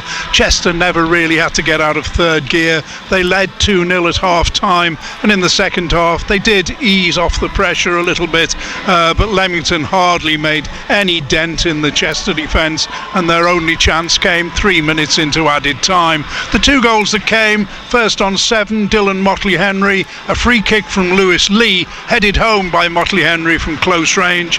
The advantage was doubled on 18. Man of the match, Pat Jones scoring. Jones cutting in from the right, eluding some weak challenges before side-footing the ball past Breary. More chance chances came Chester's way. Pearce headed just over from close in, and Finn Roberts shot similarly just over from 20 yards. In the second half, Murray-Jones was hardly troubled at all until the last minute, when he made an excellent save from substitute Van Leer. As far as Leamington are concerned, I'm afraid it was some form of Bush Tucker trial they couldn't even get a star for. For Chester, they've got back to winning ways, and for their supporters, that obviously makes the weekend a lot sweeter. 2,263 in the congregation. Chester 2, Leamington 0. Neil Turner, thank you very much indeed. Next to Marine against Oxford City, Phil Kinsella. One of those days for Marine. If I tell you that I've got 2 sheets of paper with saves by the Oxford City goalkeeper, you can tell how frustrated they were that they just could not get past this keeper this afternoon. Despite so many chances, they could have won 2 or 3 matches. Marine have been criticised for not scoring enough goals this season, and today you'll look at the paper result and say it's a 0-0 draw. But really, they could have done no more than scored today, because Jamie Pardington in the Oxford goal had what the proverbial worldie. He made 5 great stops in the first half, denying Finn Sinclair-Smith twice from close in. He blocked a certain goal when Charlie Jolly looked certain to score, and then George Newell followed up and he managed to block that. That was all in the first half, and it continued in the second half. He made a fantastic save to deny George Newell again, and then the best of all, 8 minutes from time, a double save to stop Charlie Jolly getting his first goal from right on the goal line, when it looked as though Jolly just had to touch it to get the ball into the net. He did get a break to keeper when he looked as though he pulled down Adam Anson from a corner. The referee, who was very much the enemy of Marine's fans this afternoon, gave it the way of the keeper, and that was the way that he got his break to keep his goal intact. A very, very frustrating day for Marine today. They played some very, very good football, some of the best I've seen from them, but they just could not get past this keeper. 2 points definitely dropped, unfortunately. It finished Marine 0, Oxford City 0. Thank you, Phil Kinsella. Next to Hague Avenue, Southport this afternoon taking on Kidderminster. Mike Perkins. Southport with an impressive comeback here as it finishes 2 each against Kidderminster Harriers. Jordan Slew at the double for the home side here at Hague Avenue, and wow, were they good strikes. The first from the edge of the box, 57th minute, inside left channel, low hard, and past Christian Dibble's dive into the goal. The next from a similar position, just even further out, 7 minutes later, same method, low hard, and again giving the diving keeper no chance. The visitors' goals came in the first half. Both were fortunate to find the net. Xander Sasiba with a powerful strike, 17 in after the gold shirts couldn't clear it out of a crowded penalty area. Then Amari Morgan charging down. Unfortunate goalkeeper Chris Renshaw, it bounced into the home net. Once level, plenty of huff and puff, but no winner. A pretty entertaining game for the 1073, including former Everton striker Jermaine Beckford. It lifts Southport out of the relegation zone full time at Southport 2, Kidderminster Harriers 2.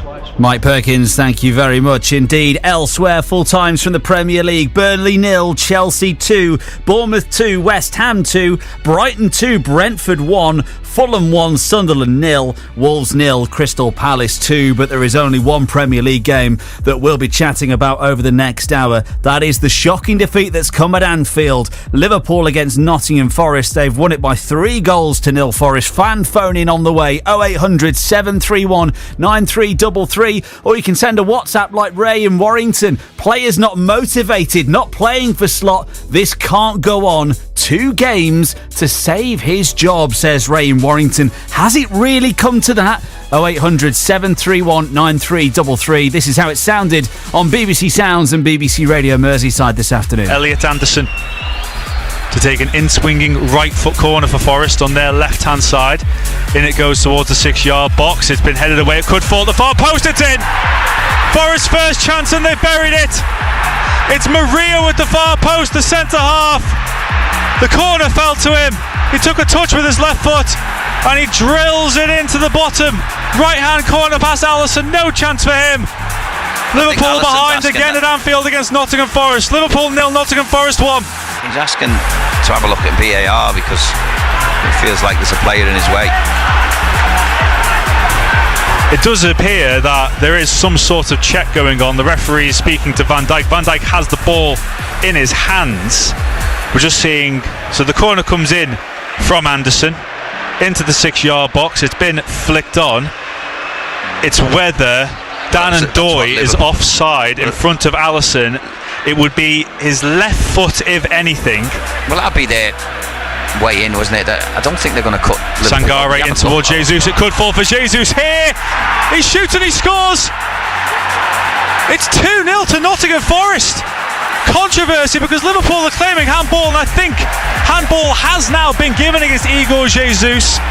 The challenge was from Jesus on the edge of the penalty area. It was a low cross in. Jesus got a flick on it. It must have come up and hit his hand. The referee has decided on the field that it was handball. So Liverpool have been given a reprieve. Nico Williams, Anderson into Dominguez. Tried to flick it in with the outside of his right foot, and it's come to Nico Williams outside the penalty area. Cuts it back. Good chance. 2-0 Forest. It's Nicolo Savona arriving unmarked inside the penalty area at the Kop end. Liverpool ripped apart, and inside 60 seconds after the break, Nottingham Forest have doubled their lead, and it's a nightmare start for Arne Slot and Liverpool. Hutchinson, left hand side of the Liverpool penalty area, cutting inside Robertson with ease. It's a good save from Alisson. It falls to Gibbs White, who's made it 3. How easy is that? Far too easy for Nottingham Forest. Morgan Gibbs White runs over to the left hand side, slides in front of the Kop end with his fingers in his ears to celebrate. Liverpool ripped apart by the substitute Hutchinson. It was a good save from Alisson. It fell straight to Gibbs White, who finished calmly with his left foot into the bottom corner. Liverpool are heading for their 6th defeat in 7 Premier League games. It's Liverpool 0, Nottingham Forest 3. The Total Sport fan phone in. Liverpool fans, call us now. 0800 731 9333. BBC Radio Merseyside. The lines are open and the calls are coming in. Get yourself on the fan phone in tonight. Craig Hignett is at Anfield with us. We're live from Liverpool through until 6 o'clock on Total Sport Saturday as we try and unpick yet another, below par. Is that putting it kindly, Craig Hignett, Liverpool performance? Yeah, I would say so. That's as poor as I've seen them. Apart from a lack of intensity, it was just so lethargic from them. You know, they had plenty of the ball, but possession doesn't win you games. You have to do something with it, and if you're slow moving it and you're just going backwards and square and you're playing tippy-tappy, then any team that's at a decent standard can get in a shape and make it really difficult to break down. But the times Liverpool did get behind them, they didn't have the quality or didn't find that end product. Couldn't pick out the right pass. And then on the other side of it, Forest looked like they were the dangerous ones. They could go up, and it looked like they were going to score more towards the end of it, which, was unbelievable, really. Let's get to the phones and we'll discuss this throughout the next hour. 0800 731 9333 on the fan phone in on Total Sports Saturday. Reds, get your calls in. Let us know how you're feeling. That's what James has done. James is a Red in South Liverpool. James, you're on with Craig Hignett at Anfield. Hi, Craig. You okay? Hiya, James. You're right, mate. I have to agree. I listened on my way back there. I have to agree with what you said there. I was at the game today, and I just wanted to speak a little bit about the tactics a little bit more. Yeah. And I think I've been on before the season and bemoaned the tactics from Slot, and I was on last season despite us winning there, because there were times our performances last season were kind of akin to today, but performances outside of the side, we were winning games. But today, I think just summed it up. It was a low, and I've been through, and like yourself, watching Liverpool over the years, Brendan Rodgers, Roy Hodgson, and there were low points there. This is the lowest point for Arne Slot. And you were asked the question by the summariser, what will he know, what he needs to change, does he know what to do? I'm not so sure he does, because on the evidence of the defeat, he's still playing the same tactics, he's still playing the same lethargic way, and you're right in saying there's no aggression there, there's no belief there, and there's no plan B either. Plan B today was, let's bring all our forwards on the pitch and play our... Yeah. There's a lot of times we get worse when we start doing that. Oh, yeah. Because the shape goes and everything goes. So the two big games that we had recently, and I thought he was in trouble before then, were Real Madrid and Aston Villa. And in both of them games, Liverpool was so aggressive, so intense with the closing down. They didn't let them breathe. And they were winning balls back in the final third and going on and doing stuff with it. Whereas the games where I think they struggled, they sort of let teams have it. And teams will park the bus. They'll play in front of the back four, or they'll play in front of the penalty spot. They'll get all their men back. I mean, Forest today played a 4-4-2, just made it really compact in the middle. If Liverpool are going to do something, let them get it wide, because if they put it into the box, we're not worried, because we've got people who'll head it and defend. And that's all he did. And he didn't change it. You're right. Liverpool didn't change the way he played. All he did was started putting more passes in. Doesn't matter if you put more passes in. Doesn't matter, because Forest aren't moving anywhere. They don't have to shuffle anywhere, because it's 5-yard passes. It's tippy-tappy. Absolutely. No, I totally agree. And I think he's got this thing as well about playing all of his midfielders on the pitch. And I said to a few mates today, why doesn't Calvin Ramsey get a go? What's he got to do to get it? He at least is a right back, and then you can push Jones or Szoboszlai forward. And also with our forwards today, we played into Forest's hands, as you just said there. They want us to come inside. They want our wingers to come inside all the time, which Salah and Gakpo will invariably do all the time. So why aren't we changing things? We're so predictable, so easy to play against. It's untrue. And you've seen that today from the result. They deserve it. They deserve the result today. Yeah, I mean, the thing that changes it is if Liverpool had scored the first goal. So if teams come here and then they'll park the bus and they'll get all the men behind the ball and they'll try and hit on the counter. And they'll know they'll get chances at some point, because Liverpool, when they are in this mood, they don't shut the back door. You know, they sort of leave it to Van Dijk and Konate to mop it up. And we've seen Konate today; he was all over the place. So when it's like that, give the corner away. Yeah, he was. I mean, a big touch, and there was no need for it. So I get really frustrated when I see Liverpool play like that, because I know they've got more, and they've got to find a way of getting Isak into the game, because they take too slow in the build-up. By the time they get up to the penalty area, there's loads of bodies in and around Isak, and it's really difficult to find any space for him. He likes to put an early ball. You've got midfielder, I'd say. He's trying to get the midfielders to play 5 passes before we play forward. Yeah, so you've got to question the manager's tactics and say, are we getting the best out of the players we've got? Clearly we're not, because this group of players is the same group of players that won the league last year, and we've added to it, and we haven't not spent a lot of money. We've spent a fortune, $500 million, and made this team mid-table. Yes. So how can that happen? That can't happen. I don't think that the signings have all been right. You know, Kerkez has really struggled. Frimpong hasn't been fit. We haven't hardly seen him. Ekitike has. Isak we're yet to see the best of, but we will do, because he's world class. Apart from that, we've gone backwards. My final point, I agree with you totally. And my final point then, why is he still playing players who are out of form? Is he trying to play players into form? Because there's other players there like Ekitike, Chiesa has a couple of shots when he comes on. Salah didn't have a shot or two, or Gakpo. They don't look dangerous, but the danger comes from the guys like Chiesa and Ekitike when they come on, but he also doesn't start them. Yeah, I mean, listen, maybe they're impact players, and maybe he sees them more than us, and they do come on and have an impact. You know, Gamoa, I'm sure, is going to be a good player, but he'll come on and have an impact. He tried today, but it wasn't happening for him. It's frustrating for me, but I think what he's doing is trying to play players into fitness, because we've had so many players who've missed pre-season, Isak being one of them. McAllister's certainly missed the pre-season. Loads of players haven't been fully fit. I think he's trying to play them into fitness during the games, which you can't do. I mean, I feel for Ekitike, because he's been better than I thought he was going to be. Ekitike, he's a really top player. How do you get him and Isak into a team? You need them both in, because Isak's a top player. I know he's struggling for fitness a little bit, but that's because of what's happened in pre-season. That's not because of him as a player.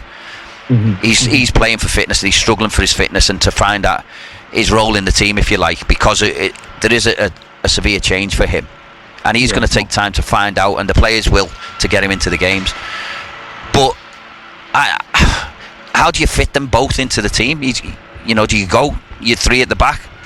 Because you can't keep playing this way and expecting results to change, because they won't. It'll be the same. Teams will watch this and think, well, if Forest can go there and do that to Liverpool, anyone can. Yeah. Because Forest have been really poor this season, and they've chopped and changed managers. I don't know what sort of turmoil that their club must be in, but they've still come here and done that. Yeah. So people will be looking at Liverpool thinking, we've got half a chance here, no matter, even if it is Anfield, which hasn't been the case. And how many times have you seen Liverpool in a negative goal difference? No. I can't remember the last time I've seen that. Yeah, unheard of. I can't remember either. No, you're right. Something's got to change, but I think the manager needs to realise that. But on the back of the losses and the performances, he's not realising it. He's still playing the same way. So, what does it take to change him? Is it from upstairs coming down and saying, hang on a minute, what's going on here? Because at the moment, according to everyone else, he's got their full back, and I get that because of what happened last year. But the money that they spent isn't insignificant. That'll hurt them. Seeing where Liverpool are on the table will hurt them. If they don't get in the Champions League, that'll hurt them massively. You could even lose players on the back of that. And then you're back to square one, trying to build a squad again to try and compete. So we don't want that. The bare minimum is you've got to get into the Champions League.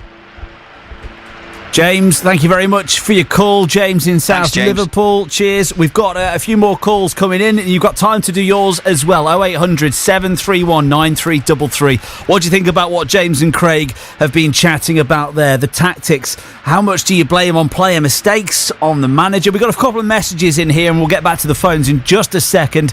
Paul from Vizzacali, slot out. Enough is enough. We've got Andy in West Derby saying, I think we need to change our gameplay. Teams are laughing at us. We need a different game plan. Been playing this way too long. No plan B or C. Let's get Jim's thoughts. Jim is a Reading Prescott and he's called up the fan phone in this evening. Jim, you're on with Craig Hignett at Anfield. Good evening, Craig. You okay? Hiya, Jim. Well, my thoughts was when the third one went in, before that it was woeful. I wasn't sure about the first one being offside or what, with the way they were messing about with VAR. The second one, I don't even think Liverpool were out of the dressing room. I think they were still in the dressing room. The defence was awful. The referee wasn't great, but you can't blame the referee all the time. I mean, this is woeful, and it's not been that good for a while. And the games that Liverpool were winning, they were lucky winning. And I think Arnold Slot was on a honeymoon last year because he was still reaping the benefits of what Jurgen Klopp had put together. But I think what he's putting together, trying to change it too quickly, too much, it's not working. When Paisley took over Shankly, it was like little bits. You bring one player in and then they gel in, and you don't change 4 or 5 players and expect it all to work. Now, all I'm thinking now is that if it carries on the way it is, I don't think Mr. Slot will be in tenure with the Liverpool Football Club. So he needs to pull his finger out as well as the players. But the thing is, he needs to get the tactics right. I mean, somebody like typical Sean Dyche's typical tactics of time wasting, frustrating, upsetting the crowd, see the crowd not getting behind him. It was woeful. It was awful. Anyway, I'm going to get cut off now because I'm going to go through a tunnel because I'm in Lime Street. But that's about it, really. Don't worry, Jim, we'll let you go there. Jim in Prescott, cheers, thanks Jim. for your call. Craig, just your thoughts there. I mean, he's talking about Arne Slot and questioning his job. Has it come to that now? I think he'll get asked questions. I mean, I'm not at that point yet, but I'm starting to ask questions, and I think that's where a lot of people will be. I've seen this Liverpool team play really aggressively and really intensely, and they're a different side altogether.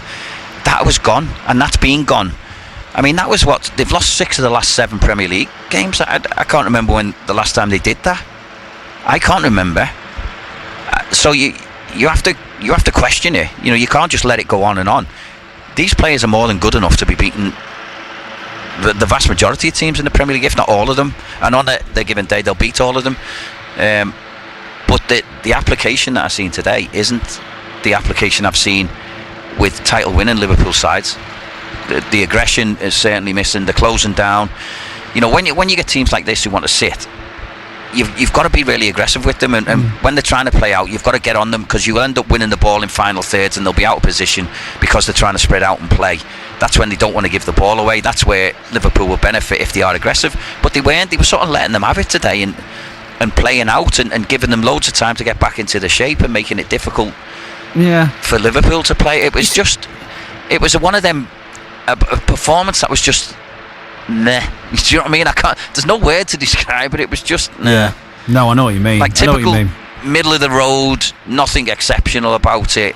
Bang average. In fact, below bang average. It was poor.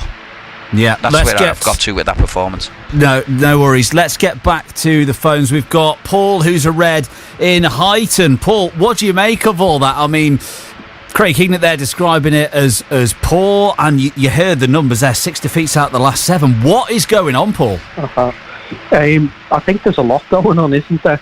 And more to the point, there's a lot not going on. I think we're predictable as a team, both with the ball. I think we're predictable when we haven't got the ball. We've got no protection for the back four when we lose the ball. Gravenberch does a great job. Did last season, helped win us the league. But even he seems, you see, not quite the same, but still a good player.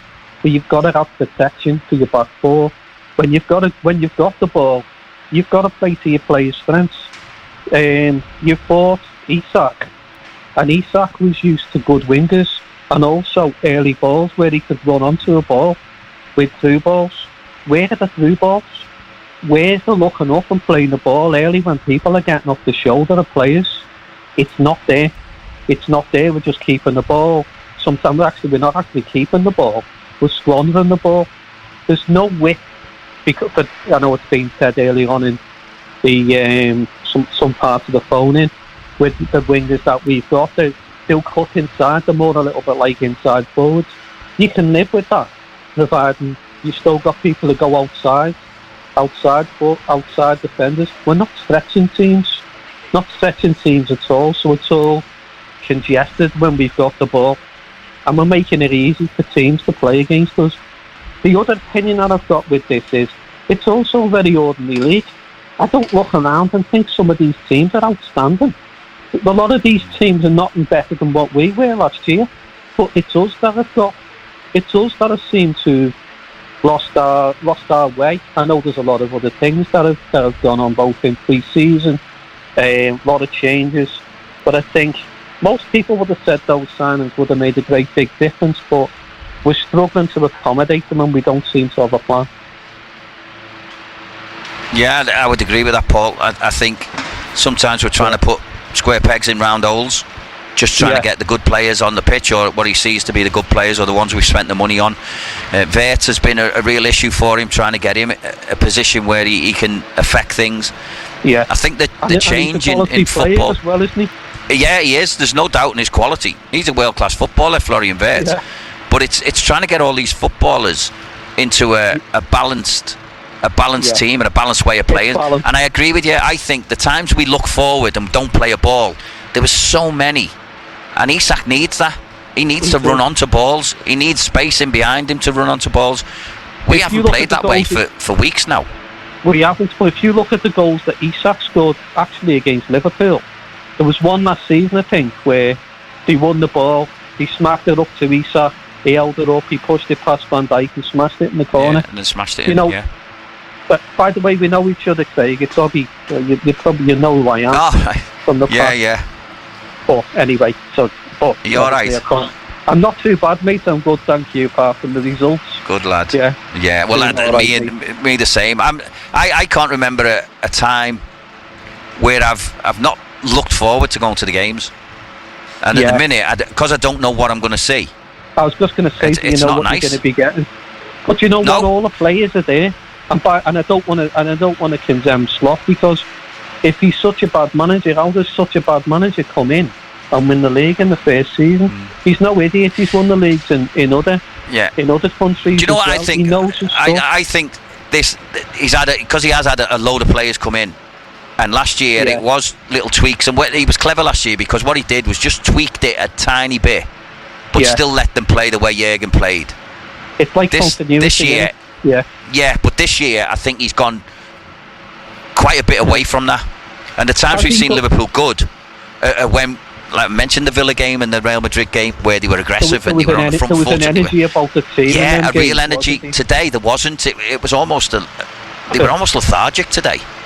They look flat, and when I seen what's his name injured yesterday, Bradley, I thought there's an energy, there's a leadership about, and a desire about Bradley, and that's what was reflected both in the Villa game. And Villa have the chances in that game. Real Madrid will have the chances, but we more than deserve them wins. We deserved it because at least you could see the desire was there. But actually, there was some really, really good approach play. There's a good team there waiting to get out, but it's not there at the moment, is it? No. And if you see the way Forest played as a team going forwards and going backwards, whereas Liverpool didn't really have that. You know, when Forest were attacking, they looked like they were going to score all the time. You know, Liverpool were at 6s and 7s, and whilst they did have numbers back at times, no one was doing anything. There was no one confronting the ball, no one confronting the player, no one picking out who's going to score a goal. Because space doesn't score a goal, players score goals. And if you've got 5 back and there's only 2 in the box, they shouldn't get a chance because 2 should go and mark them, 3 will be in the space. So, but that wasn't happening at all. Liverpool looked like they were at 6s and 7s and panicked every time a ball went into the box. And I've only seen that this season. I haven't seen that before. Thank you very much for your call, Paul. Much appreciated. Cheers, Paul. Oh no, you're welcome. Take care, Craig, and take care. Cheers, pal, and you. Cheers, bye-bye. If you keep your phone calls coming in, by the way, we'll get through as many as we can tonight. We're live on Total Sports Saturday through until 6 o'clock from our studios here in Liverpool City Centre, and Craig Hignett at Anfield as well. 0800 731 9333. Or you can send us a WhatsApp message through as well if you can't get through. 08000 321 333 on the WhatsApp. Start your message with the word Mersey. Do the same with your text message as well. The number for text is 81333. Let's carry on with the calls. We've got Tony, who's a Red, in Prescott. Tony, you're on with Craig. Evening, lads. Hope you well. Hiya, Tony. Hey, Craig. What do you think of that? Well, look, it seems that, the last 10 games of last season, we started to go downhill, didn't we? Salah did at the same time as well. And that just seems to have continued throughout this season. Although, as well as I said earlier, we were picking up results, but we all knew that we were playing poorly. I think the suggestion of going to 3 at the back with playing wing backs, I think that would suit us much better and give us a bit more protection as well. But if you concede goals, then you've got to go on the attack. You've got to go all out and play like Jurgen Klopp played when he first came here, when he was trying to get us going again. And we're doing neither. We're not doing any of that. It's not looking good for Arne Slot. I mean, you've got to say that. It's not looking good for him, is it? Because this is not like a blip of 5 or 6 games. We put in 30 games now where we played really poor football. But, obviously you've got to say the Villa performances and the Real Madrid performance was much more like a Jurgen Klopp style football, and we got the results from it. And the fruits of the labour were there to be seen. But it's just passive, pretty passive, sideways, turgid. We're not taking any risks. And the strikers, if you're making a run, you have to spin back into your position. You don't know when it's going to come again, and then you don't make the run the next time around. You're not getting anywhere. So we can't get up the pitch. We can't get up the pitch at all. And we're playing it around in the middle. We lose the ball, and then a straight ball to our defence. And that's it. The opposition are in round the back. So but Arne Slot, he's playing the same players. And he's using the same tactics, and they're not working. So, if you're Richard Hughes and, FSG, the platitudes come out saying, he did a great job, which he did. And, he's a very good manager, which he is. But at the moment, if you're Richard Hughes now, you're thinking, do I give Andoni Iraola a ring down at Bournemouth and see if he'd come now? Would he come now at this, stage of the season? Maybe, maybe not. I think it's got to be worth an option because he plays the kind of football that we like. It's enjoyable attacking football, the way Bournemouth play. I mean, he's doing that at a small club, okay, they are spending decent money, but he's doing it with a small club. Imagine what he could do at Liverpool. Now, you've got to pick the line as well. Are you going to carry on playing like this? Are you going to change your tactics, or is that you done? Is it that way or the highway? Because if it's that way or the highway, it's got to be the highway, because this isn't going to improve and the season will be over by Christmas. Yeah, I mean, the thing is, Tony, when Jurgen Klopp's team got beat, the next game, they were at it, weren't they? They'd come out and they were really, really aggressive, really on the front foot, because they knew good teams don't lose 2 games in a row, let alone lose 6 out of 7. But there was no reaction there. So the last game they got beat 3-0 against Man City. Surely this game you want to come out against Forest at Anfield and think, right, we're going to put the record straight here, we're going to set a marker down, we're going to be really aggressive, we're going to be right in we're going to score 4 or 5. None of that happened. It was so passive. It was so easy to play against. There was no aggression. There was no tempo. there was no. You're right. There was no risk. It's almost as if he said, "Don't give the ball away. Just keep the ball. And if there's nothing on, just turn and go back, and we'll keep it." Well, you can keep it all day against anyone, but the score matters. Not whether you're adding ball more. So, for me, I was looking at it thinking, where's the urgency? Where's the risk? Where's, and you're right, people, Isak's a prime example. He needs the ball early and he'll make loads of runs, but if he's not getting it, and he's never getting it, then them runs are going to stop. How does he get the best out of this squad? A little bit like you, I thought about a back three, and I thought that would get Isak and Ekitike in the team at the same time. Okay. But what do you do with the rest of it? Do you know what I mean? Because he likes playing with his three midfielders and stuff. Thank you very much for your call, Tony. We've got more calls coming in, so we'll get through as many calls and messages as we can tonight. Still time to get yours in. 0800 731 9333 Liverpool fans. What is going wrong at the moment? How does it get sorted out? And are you actually questioning the manager that won you the Premier League title last season? I mean, we certainly were having that just there, weren't we? Or does he deserve more time to turn things around than this? Let's get to some WhatsApp messages before we get back to the phones. One here from Reg. It says, sort it out ASAP, Arna. LFC lacking flair. This one that's come in here, I can't see a name on it, but I'll read it out anyway. Lads, get it right. We've been shocking all season in the league. It's not just these 6 defeats. We won the first 5 games and shouldn't have won any of those games. We should be in the bottom 3, and if things continue, we will be in a relegation scrap from Christmas. Unfortunately, Slot looks as if he is a fraud, like all previous Dutch managers in the Premiership. And Andy in West Derby is questioning the first goal and says, did anyone else think the corner for the first goal was out of the corner quadrant? I think the curve of the ball was actually maybe on the line. I did actually think that when I look back at it, but I think it probably speaks volumes, doesn't it, Craig, that there were a couple of controversial refereeing moments and they've not really been part of the discussion so far this hour. No, we're not even talking about it because it didn't make a difference to the game. Forest were worthy winners. Liverpool were just so poor that, they deserve what they got today.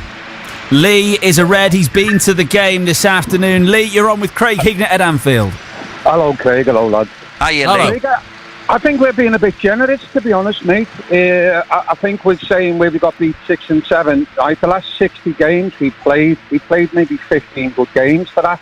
We're making excuses up for how we're actually playing. We're saying we're not being aggressive enough. We're at home, so we should have possession. We should have 60-70% of the possession and not have to be aggressive.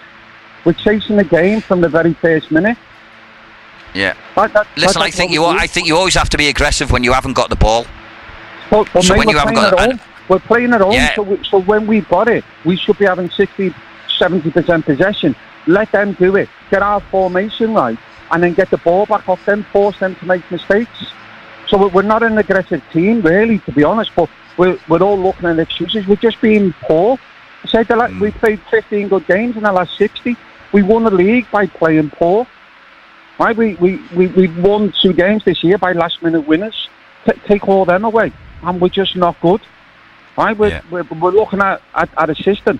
Right? He's sticking to the same system. Slot last year, I was brilliant. He was making substitutes at the last time.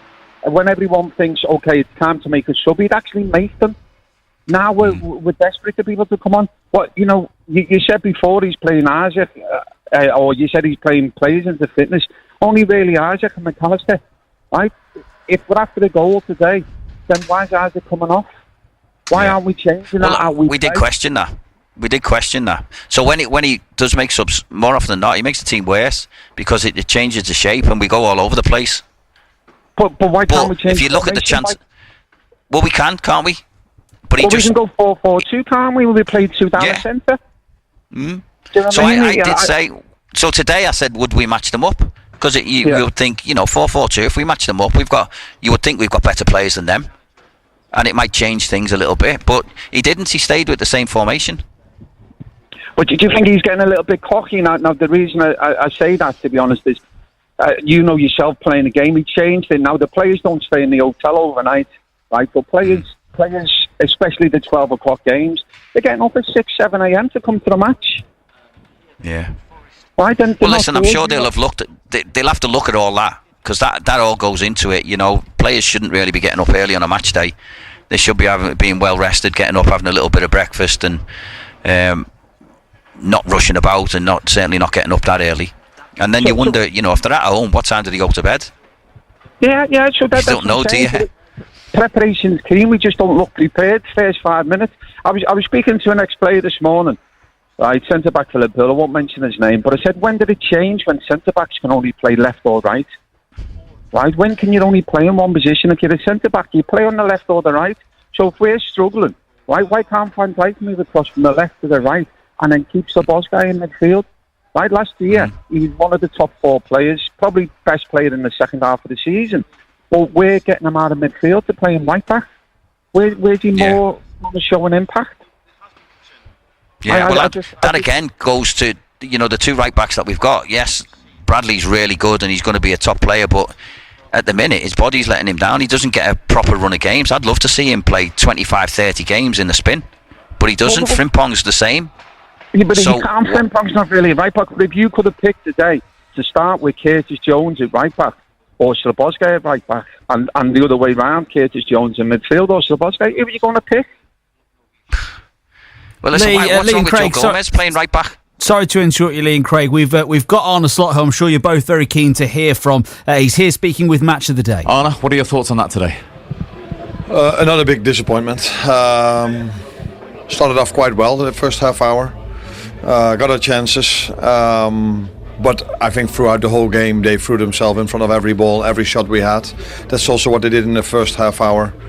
And then we conceded the 1-0, and afterwards we weren't able to play the way we did in the first half hour. I must ask you about 1-0, 13 days on from the Etihad. Did you have a thought that it might have been similar to Andy Robertson? I don't know. The thing I heard was that it wasn't offside. So if it's not offside, then there's nothing to debate. So after half an hour, I think we were, which is maybe quite normal, the better team. We were creating. Was waiting for us to score a goal, but then the game completely changed by that set piece, because the hour afterwards, we were maybe trying but hardly created any chance, and they scored 2. What do you put that down to, that last hour then today? It's if things go well, if things go bad, it's always my responsibility, and we weren't able to create enough, or maybe to say anything in the second part. I tried to adjust a few things that didn't really work out, so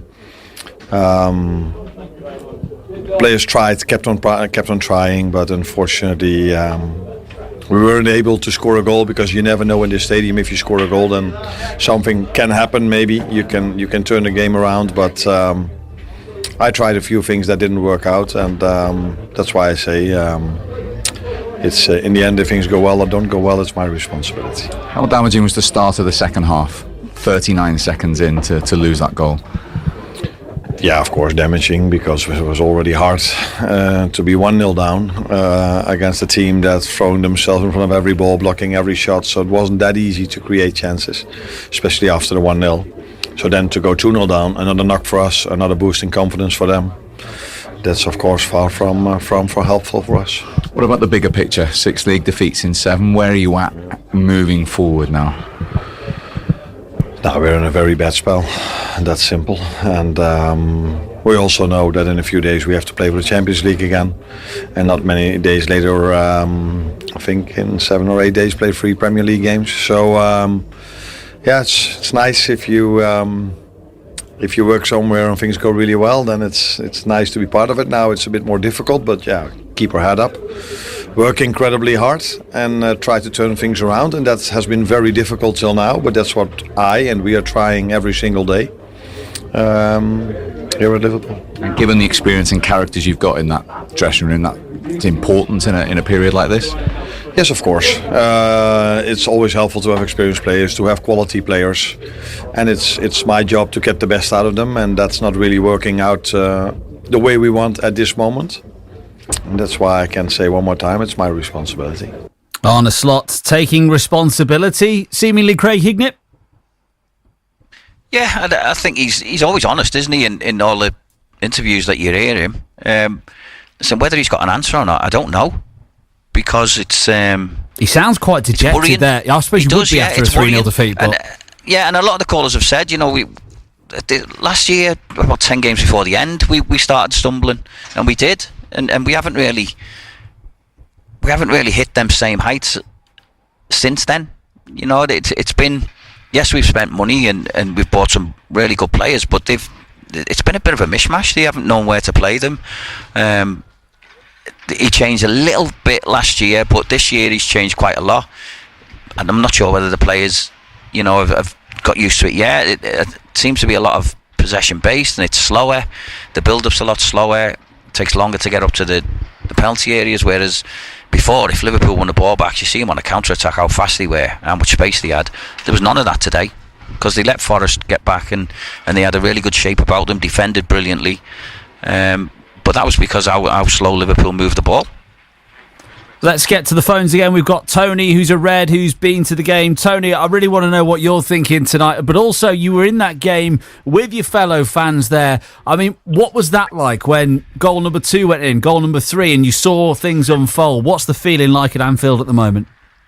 Right, Craig, it's... All right, mate. It's like you said before, you're not looking forward to going to the match now. You look forward going, knowing you're going to win, and you're having a good weekend. And now it's just like you don't know what to expect. It all comes down to the recruitment, mate.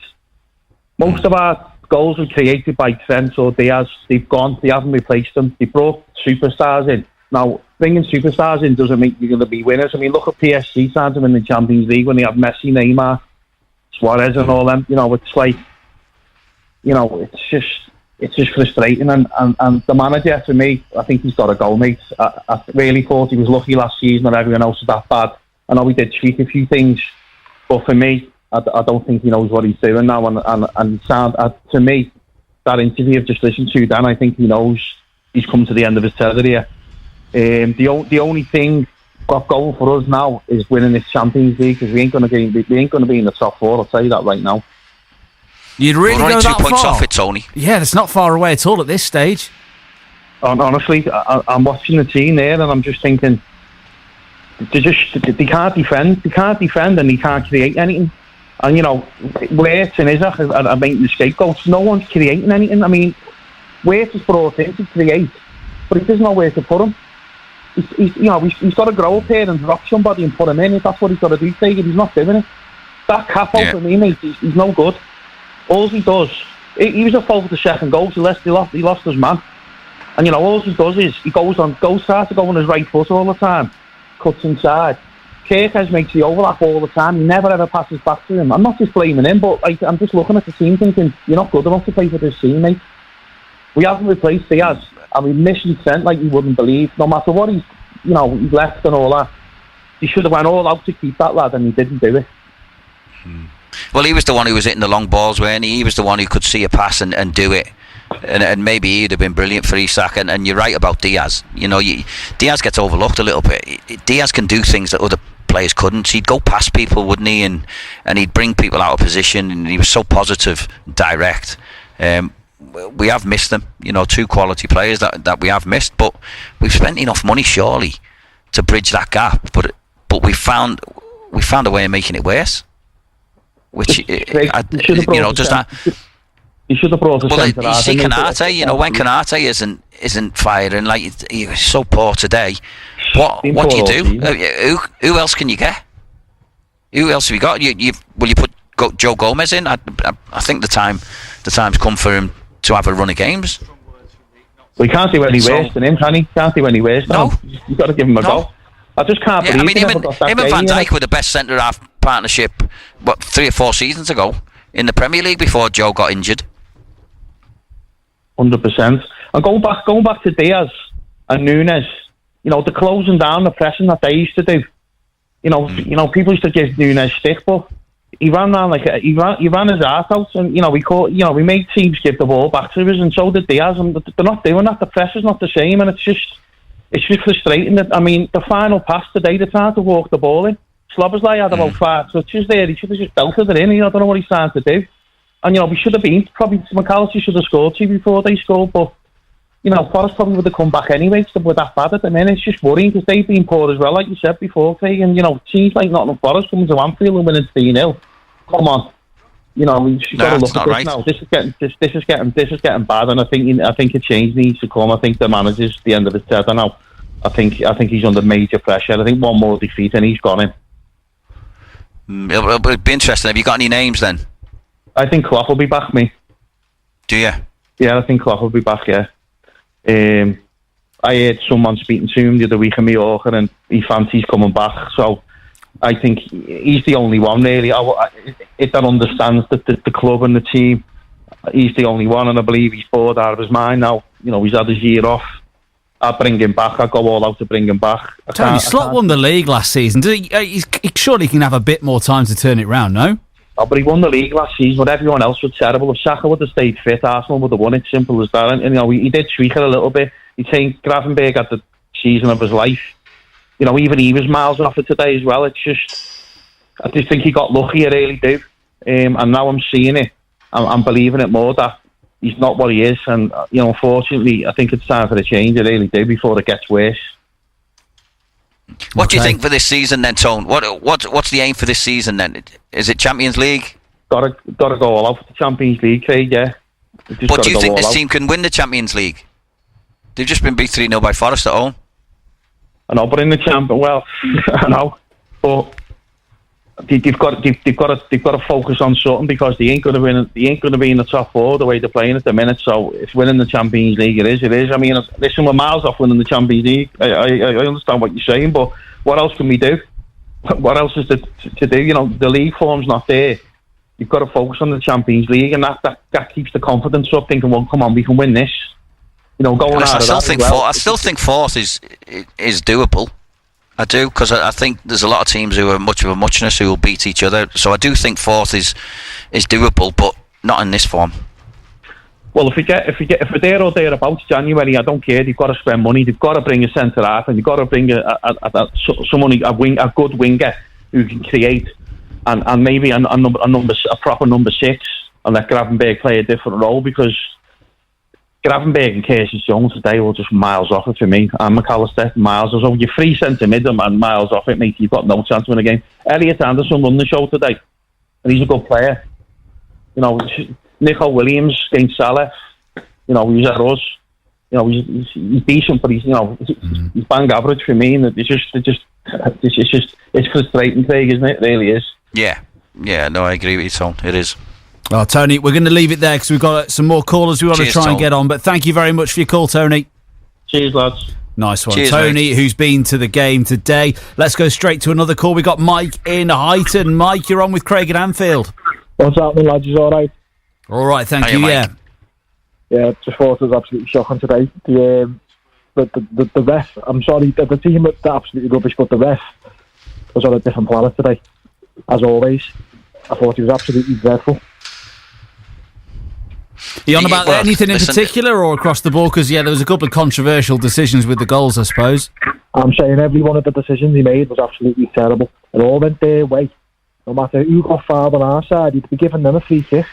Do you know what I mean? I just thought he was proper. I thought he was terrible. And the lads playing for us today as well, they're wearing the shirt, give it 100% every single time. You can't give a half-hearted performance while you've got that shirt on. That's what it looked like, didn't it? It didn't look an aggressive, intense. We're going to do these here today. It just looked like a passive performance for me. Well, it's the same with me. I feel like they think the season's already gone, so they don't have to try as hard. You know what I'm saying? Yeah, it's either winning the league or nothing. Because Champions League is massive for this football club. It needs to be in the Champions League. If it's not in the Champions League, it'll be massive for it. Trust me, because they could lose players who they won't come because there's no Champions League football. Then you're talking about trying to persuade players to come and say, right, we're not in it for a year, but we will be back in it the year after. So will you give a year up at Champions League football? It can be horrendous. It can be horrendous if you don't qualify for the Champions League. Unless they're desperate to play for Liverpool, then it's not going to happen, is it? No one's going to want to play in the Conference League, are they? No, absolutely not.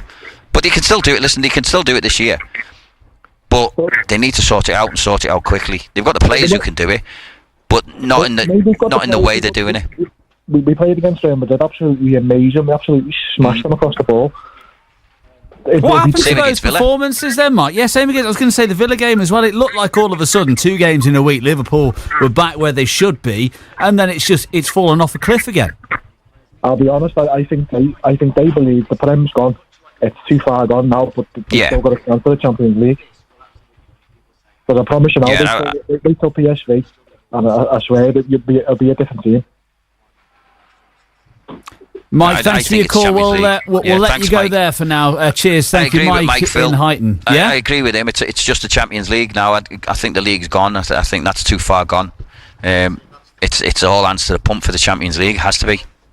I mean, it's a long way to go, though. I know what listen, judging by performances at the moment and form, cannot disagree with what you're saying, but there is a lot of time in the season to get things turned around, and there is, I mean, listen, I say favourable run of fixtures. You could have argued today Forest, the way they started was a decent fixture at home, but surely there's time for Liverpool to get back on track and see if Arsenal and City won't be flawless. No, all they can do is win the games in front of them and not worry about what other teams do. But you know, if you look at this today, I can't see them going on a run where, like, you've seen Man City win the last 15 16 games of the season, haven't you, to win a league? Mm-hmm. I can't see this team doing that at the moment. Do you need to see a drastic change here? I'm not talking about sacking Arne Slot. What I'm talking about is, do you need to see a drastic change in the tactics, the setup? You mentioned do you go 3 at the back? Do you do so? Is it now time for something to completely, really drastically change? I mean, you'd be reluctant to, because you know that this team's won a league, so you'd be reluctant to change it massively. But you will have to do something. If this can't continue, 6 losses out of 7 games, it can't continue, can it? So you need to do something, try something, and try it in a game first that maybe doesn't matter. Maybe he does go 3 at the back and gets the 3 midfielders in, but then what do you do with the wide men? What do you do with Salah? Do you drop Salah so you can play Ekitike and Isak? It's a really interesting one. You know, what do you do when Wirtz comes back? What about the players, Craig? Because I couldn't really point to anyone who had a great game today at all, and there are so many players that are off form. Konate making lots of mistakes. Yeah, listen, there's a lot of things. It's not just tactics and the manager. It's players' form. It's players' decision making. It's fitness of some of the players as well. There's a lot of things that have come together to make this happen. But it needs to turn around, and they can do it because they've done it in the 2 games, the Villa and the Real Madrid game. So we know they can do it. We know it's in there. Why isn't it in there? So you look at your experienced players and say, right, you've got to get the dressing room, because sometimes a manager can't do it all. You need a leadership group who gets in there and says, right, this isn't good enough. What's going on? We need to do this, and get everyone on the right page. Because at the minute, There's a few players who look like they're all frustrated and they're walking around doing their own thing, and that's not good. You know, the Liverpool strength is the team and being a team. I didn't see that today, and I haven't seen it until Villa and Real Madrid this season. And people have mentioned about how lucky they were at the start of the season. Yes, they were lucky, but they made their own luck by going and risking stuff. I don't see them risking anything now. You know, it's all about possession, and let's keep possession and keep the ball at all costs, and it hasn't got them anywhere yet. Craig, so you have to change. Sorry to cut you off there, Craig. We are just about running out of time. Thank you as always for your duties this evening. Have a safe trip home. Cheers, Phil. See you later. Craig, thank you. Craig Hignett there on summary duty for us this afternoon. I can see your calls are still coming in. Unfortunately, we're out of time, but we'll have plenty of time on Monday on the fan phone-in to digest this properly. Same number, 0800 731 9333. But where do Liverpool go from here? It's not just being beaten at home to Forest. It was a 3-0 heavy defeat. What do you do next, Liverpool fans? We'll have the fan phone-in on Monday. Elliot Anderson to take an in-swinging right foot corner for Forest on their left-hand side. In it goes towards the 6-yard box. It's been headed away. It could fall at the far post. It's in! Forest's first chance, and they buried it. It's Murillo at the far post, the centre-half. The corner fell to him. He took a touch with his left foot, and he drills it into the bottom right-hand corner past Alisson. No chance for him. Liverpool behind again at Anfield against Nottingham Forest. Liverpool 0, Nottingham Forest 1. He's asking to have a look at VAR because it feels like there's a player in his way. It does appear that there is some sort of check going on. The referee is speaking to Van Dijk. Van Dijk has the ball in his hands. We're just seeing, so the corner comes in from Anderson into the 6-yard box. It's been flicked on. It's whether Dan Ndoye is offside in front of Alisson. It would be his left foot, if anything. Well, that'd be their way in, wasn't it? I don't think they're going to cut Sangare in towards Jesus. It could fall for Jesus here. He shoots and he scores. It's 2-0 to Nottingham Forest. Controversy because Liverpool are claiming handball, and I think handball has now been given against Igor Jesus. The challenge was from Jesus on the edge of the penalty area. It was a low cross in. Jesus got a flick on it. It must have come up and hit his hand. The referee has decided on the field that it was handball. So Liverpool have been given a reprieve. Nico Williams, Anderson into Dominguez. Tried to flick it in with the outside of his right foot, and it's come to Nico Williams outside the penalty area. Cuts it back. Good chance, 2-0 Forest. It's Nicolo Savona arriving unmarked inside the penalty area at the Kop end. Liverpool ripped apart, and inside 60 seconds after the break, Nottingham Forest have doubled their lead, and it's a nightmare start for Arne Slot and Liverpool. Hutchinson, left hand side of the Liverpool penalty area, cutting inside Robertson with ease. It's a good save from Alisson. It falls to Gibbs White, who's made it 3. How easy is that? Far too easy for Nottingham Forest. Morgan Gibbs White runs over to the left hand side, slides in front of the Kop end with his fingers in his ears to celebrate. Liverpool ripped apart by the substitute Hutchinson. It was a good save from Alisson. It fell straight to Gibbs White, who finished calmly with his left foot into the bottom corner. Liverpool are heading for their 6th defeat in 7 Premier League games. It's Liverpool 0, Nottingham Forest 3. Total Sport. Live Premier League football. BBC Radio Merseyside.